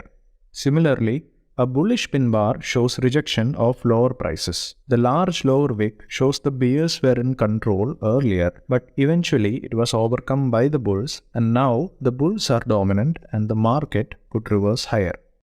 Now the most important point is that the key to high quality pin bars is where they form in the market. As we discuss more about pin bars in this video, we will understand why the best pin bars are found at the key market levels or within the obvious trends. Let us try to understand the two pin bar types in greater detail. Let us start off with the bullish pin bar. Some of the highest quality pin bars are when there is an obvious trend in the market. In this particular example, the price is moving in a clear trend higher. We can see from the price action that the price is making regular higher highs and higher lows with this uptrend. For a bullish pin bar to make sense to a price action trader, we want to see it formed at one of these swing lows with the trend. Now the reason as to why the pin bar should be formed at the swing lows is that pin bar is actually a reversal signal, and we are looking to enter the bullish pin bar and make a profit as the price reverses higher with the trend. Or simply, we want to enter when the buying demand starts to kick in, and in addition to that, we want to trade with the trend. In this particular example, the price forms a bullish pin bar at the swing low within the trend higher, and the rejection is quite strong, which will actually strengthen the bullish perspective even more. So in this case, we can enter a trade straight after the pin bar has finished forming, or we could use additional confirmations. A confirmation type of entry is where we are looking for the price to break higher and above the pin bar high. And when we see the price breaking above the pin bar high, we can enter long. Now let us take a look at the bearish pin bar setup to clear things even more. As mentioned, the pin bar can be both bullish or bearish depending upon where and how it forms with respect to the price action. The difference between the bullish and the bearish pin bar is that the bullish pin bar has a wick or a shadow rejecting lower prices, while the bearish pin bar has a wick rejecting the higher prices, which is a sign that the bears are more dominant over the bulls. Now, the other great time that you will find high probability trades with this candlestick in addition to a trending market is when the price is rejecting a level in the market that is of importance or an area of value. Now, these can often be the key support or resistance level or dynamic levels like the moving averages. In this example, the price moves higher into a key resistance level. We can see that the price rejects from this resistance level and forms a bearish pin bar. This tells us that the resistance level has held and the price may now be looking to sell off lower. And then we can either enter the trade the very next candle, or we can wait for the confirmation. That is, we can wait for the price to break below the lows of the pin bar candlestick. Moving on, let us find out which are the best markets to trade the pin bar. Now, the best markets to trade pin bar strategy are markets where the price has a solid amount of volatility, or the markets with a high volatility. The more the price movement and volatility, the more opportunities you will have to trade the pin bar, and also the bigger potential for large winning trades. But markets such as individual stocks that can often have large gaps like gap ups or gap downs are not ideal for pin bar trading. Instead, the markets which are fast and free-flowing with smooth price action is actually good for pin bar trading. So markets like Forex, crypto, etc. are the best candidates for this particular strategy. In trading, mistakes are bound to happen. Sometimes it may be due to lack of knowledge, and other times it may be due to how we conceive an idea. That is, if we understand a particular idea in a different context, that will lead us to confusion. So I will talk about some of the mistakes that you should avoid while using the pin bar trading strategy. The first and foremost mistake is to expect market reversals because of a pin bar. A trend, either uptrend or downtrend, will not reverse just because there is a pin bar on the chart. It takes more than a single candlestick to reverse a trend. Sometimes even a major news release has difficulty in reversing a trend. So what more of a pin bar? We have talked about the market structure or the different stages of the market and why and how they are formed. So you can watch the second episode to get more insights on this topic. So, if you spot a pin bar against the trend, it does not necessarily mean a trend reversal is about to play out. The odds are that the trend will continue. The second mistake is giving too much attention or interest to pin bars. Now, we have learned that pin bar represents price rejection. But here's the important thing. Price rejection can come in different forms and patterns, and not just in the form of pin bars. So if you focus only on pin bars and reversals associated with pin bars, then you will miss out a lot of other trading opportunities in the market. Now the most important mistake of all, considering all pin bars to be equal. The point is, if you see a strong momentum on the upside followed by a small bearish pin bar, it is likely to be a pause in the price action as the bulls are in control of the market. And on the same note, if you see a weak momentum on the upside followed by a huge bearish pin bar, it is likely to be a reversal since the preceding price action tells you that the bulls are getting weak. So it's clear we should not treat all pin bars the same because they are actually not. And remember, the bigger the pin bar relative to the previous candles, the stronger the price rejection. It is always a good idea to compare the pin bar with the previous candlesticks to understand the price action logic. Now let us hop on to the pin bar trading techniques, starting with trading the pin bars with the trend. One of the simplest and most effective ways to start stacking the odds in your favor is to trade in line with the obvious trend in the market. When trading with a clear market trend, you are trading with the current flow and not trying to push against it. So the trick when using pin bar and trend trading is to look to enter from areas of value and important swing points, which are swing highs or swing lows. In this example, the price is in a clear trend higher, and so we will start looking for a bullish pin bar to get long. And when the price makes a swing low due to a short-term profit booking into an area of value like a trend line or a moving average or even a swing level, and then forms a bullish pin bar reversal candlestick rejecting the lower prices, we could look to enter long trades. We could either go long as soon as the pin bar has formed, or we can wait for a confirmation to enter when the price breaks above the pin bar high. In case of stop loss, we can place the stop loss 1 ATR below the swing lows or the trend line or the moving average as amber buffer, or you can even place the stop loss below the lows of the pin bar candlestick in case you want a tighter stop loss. Now the target can be set as the next swing high or the nearest resistance level, or you can ultimately ride the trend and exit when the price breaks out of the uptrend structure. Now there are a few advantages by trading with the trend. Number one is that you don't require a precise entry to make a good profit.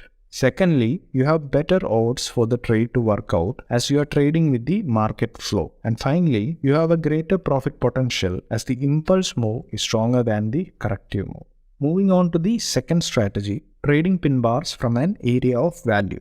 Take this example where the price moves higher into a key resistance level. We know as a thumb rule that resistance is an area of value where sellers will be looking to short the market, or there will be a larger supply for the stock than the demand. So when we see a price rejection from the market level and it forms a bearish pin bar candlestick, this is a clue that the resistance level has held or the sellers are active, and this is an indication that the price may now be looking to sell off even lower. The important point to note here is that pin bars are reversal candlesticks which can help us make a trade entry but can't guarantee us a reversal. Now since there is a strong price rejection from the resistance level, we can either take a short entry on the very next candle or we can wait for a confirmation. The confirmation in this case is when the price breaks below the lows of the bearish pin bar candle, and the stop loss for this trade would be above the highs of the bearish pin bar candle with a suitable buffer using the ATR indicator. And finally, the target can be set as the nearest swing low level or the nearest support level. Now some of the benefits of trading at a support or resistance level are that you are trading from an area of value. Secondly, it tells you when you are wrong. That is, if the reversal fails, your stop loss will be hit and you will be out of your trade. And finally, it improves your winning rate as well as improve your reward to risk because of the area of value and also based on the degree of rejection from the level. Now, the third strategy is using a combination of moving averages and support resistance levels. So, in strong trending markets, the price is unlikely to pull back towards the trend line or a moving average, or simply the pullbacks are shallow. Thus, you can look to trade from a 200 moving average. Now, by a general rule of defining the market trend, if the 200 moving average is pointing higher and the price is above it, then the market is on an uptrend.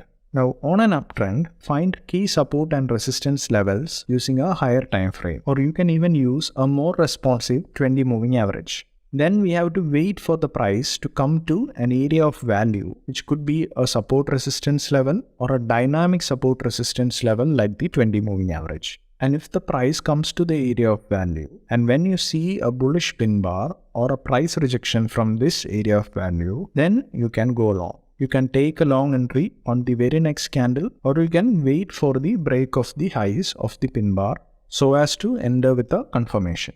If you are long, you can place the stop loss below the low of the pin bar or 1 ATR below the pin bar low. Now, if the price goes in your favor, then you can take the profits at the nearest swing high level or the nearest resistance level, or you can even use the 20 moving average as a trailing stop loss and exit when the price breaks below it. Now, on a closing note, pin bars will show up in any market condition on all the time frames. So be sure to understand the prerequisites and practice identify and trading them on a demo account before trading them with real money, because practice makes you perfect.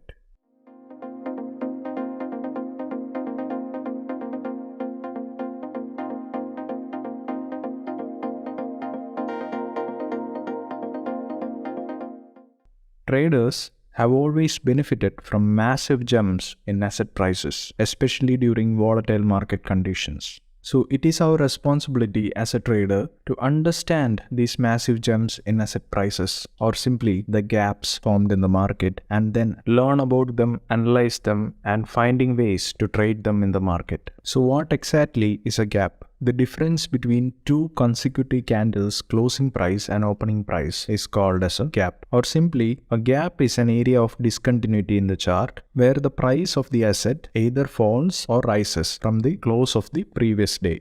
A gap occurs when the prices skip between two trading periods, that is, skipping over certain prices, and so it creates a void on the price chart. Or simply, these are areas on the chart where no trading activity has taken place. Now you will have a question in your mind, why do gaps occur in the market in the first place? Now there are a few reasons as to why gaps occur in the market.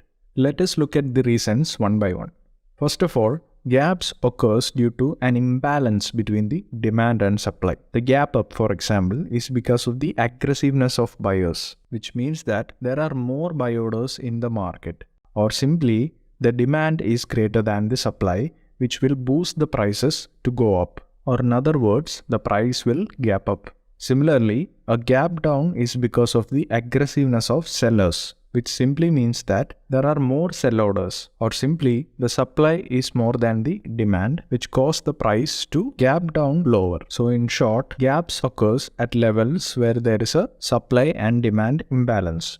The second reason due to which gaps occur are due to the overnight sentiments of the market participants or due to any big news. Gaps usually occur when there is a fresh news or a big announcement that will lead to change in the market fundamentals, usually when the markets are closed. So when such a news spreads, there is a flood of buyers or sellers waiting to buy or sell depending upon the nature of the news. And finally, sometimes the smart money or the big institutions try to skip the important support and resistance level. That is, for example, if they are bullish on a particular stock, they will gap up the price above the supply zone where they could have faced a potential selling pressure. Another important point to note about gaps is that gaps can act as supports or resistances. So in case of a gap up, the gap can actually act as a support zone, and during a gap down, the gap can act as a resistance zone. We will use this particular idea further up in this video. Now another idea which is worth mentioning is the idea of gap filling. Now gap fill refers to the price retracement back to the previous day closing price. Now you can ask the question that do all the gaps get filled? The simple answer to this question is a no. That is, not all gaps get filled. However, 90% of gaps eventually get filled. The problem that you will have if you are making trades thinking that a gap will get filled every single time is that even if it does get filled, it can take a very long time. While most gaps get filled quickly, some gaps will not be filled for months or even years. So if you are looking to make trades aiming for the gap to get filled, then you need to keep in mind that not all the gaps will fill and some of them will take a very long time. Now, all the gaps are not the same. There are different types of gaps, and actually the gaps are divided based on the context in which they appear. So I'll talk about 3 of them. Number 1 is the breakaway gap or the breakout gaps.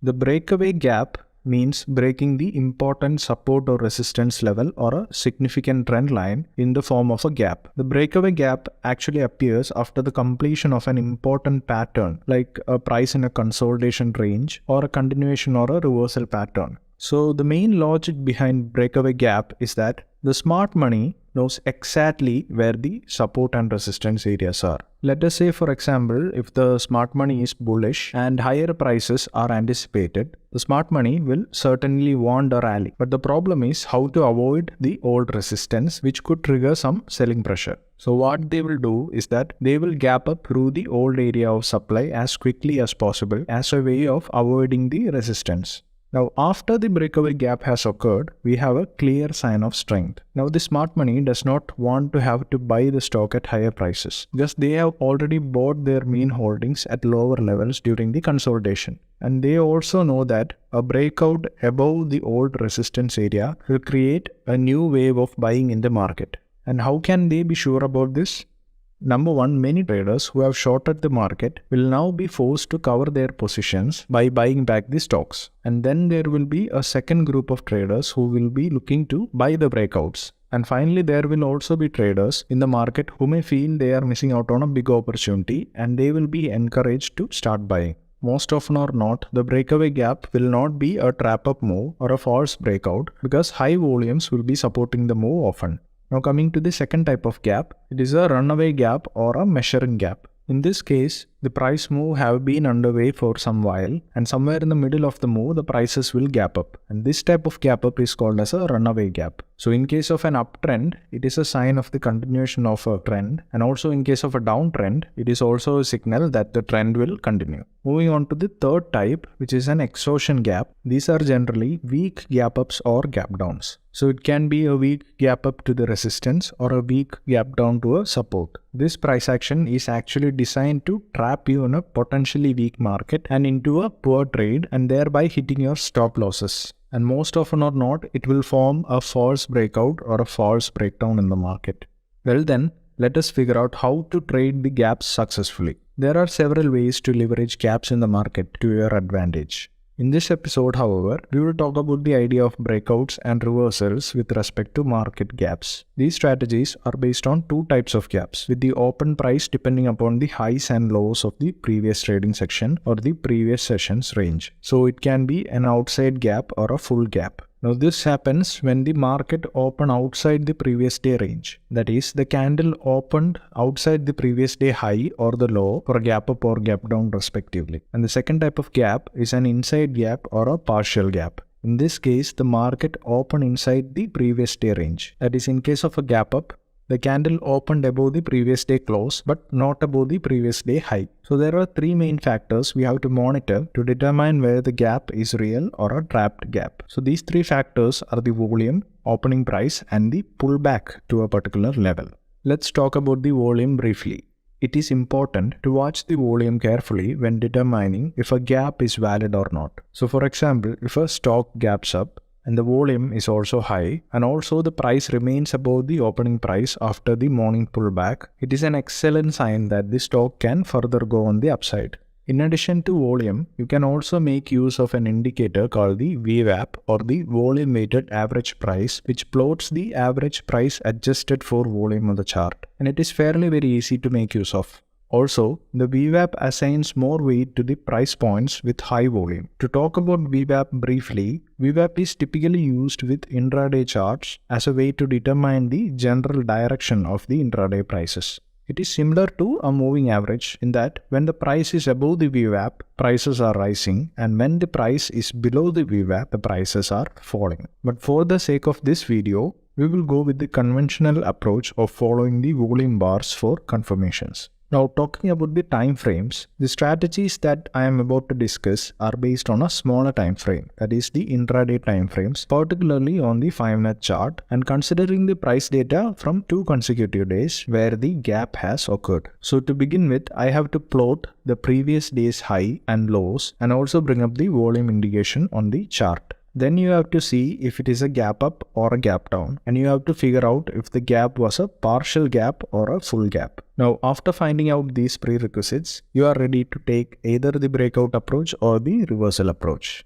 And the most important thing of all, do not trade the first hour after the market open in case of a gap opening, because we need to understand the price range or the price action happening during such a volatile opening so as to implement our strategy with some amount of confidence. As I have mentioned earlier, there are 2 types of gaps, partial gaps and full gaps. And these can be further categorized to partial gap ups and gap downs and full gap ups and gap downs. So, for these 4 category of gaps, we can actually implement a long trade and a short trade, which will leave us with 8 different strategies to use with. But at this point, I will pinpoint only 4 strategies which has a higher win rate than the other 4 strategies. And let me make this very clear that sometimes the trades won't work out as we have planned, and it is better if we opt to not trade under such situations. Starting off with trading the full gaps. Let us talk about a full gap up, that is, open price of the gap up candle is higher than the previous day high.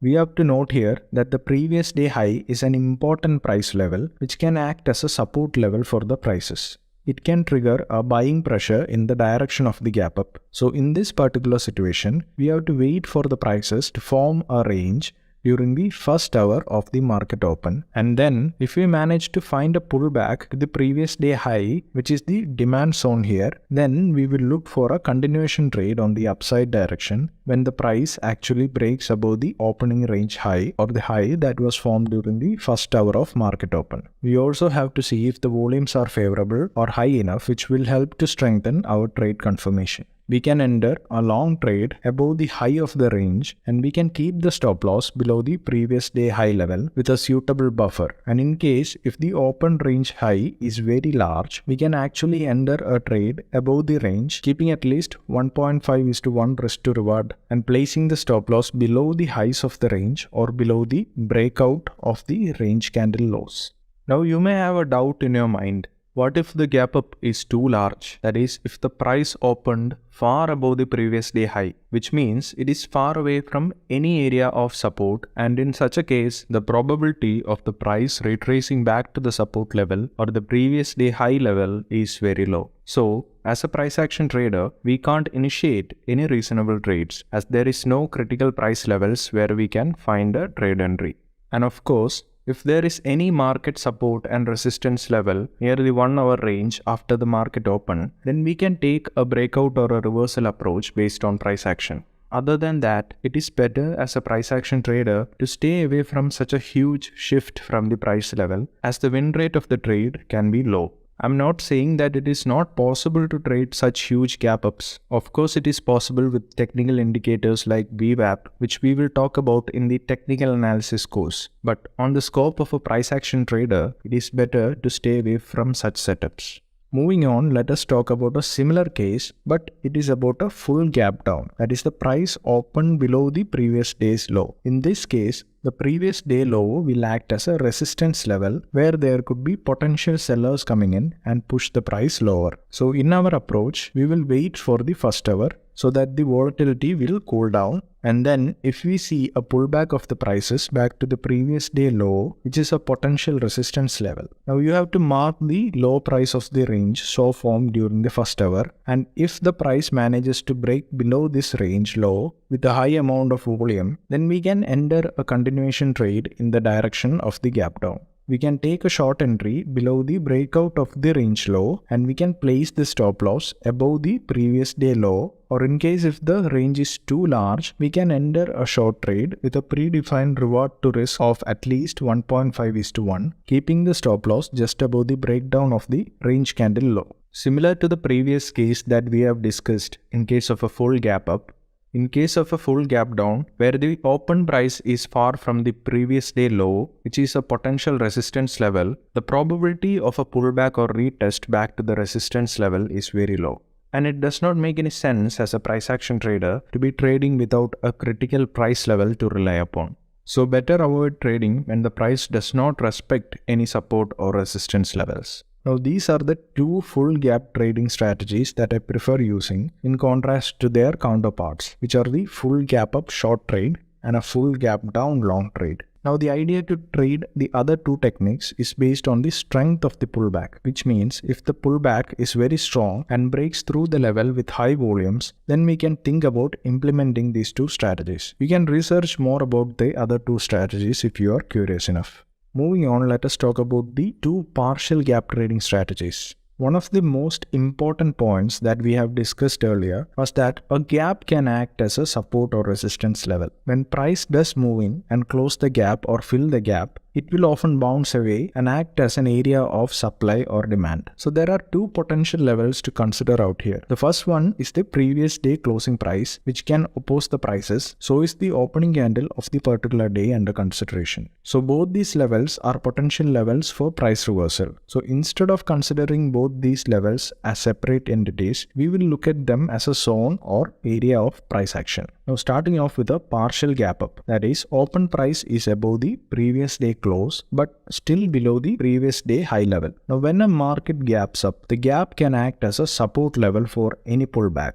The pullback tests the gap with lighter volume, which tells us that the price does not have enough legs to get past through the gap or break down below the gap. Instead, the gap becomes a support and there is a potential price reversal possible towards the upside, and any bullish signal that is triggered is our buy entry. So it can be a bullish pin bar or a bullish engulfing pattern, etc.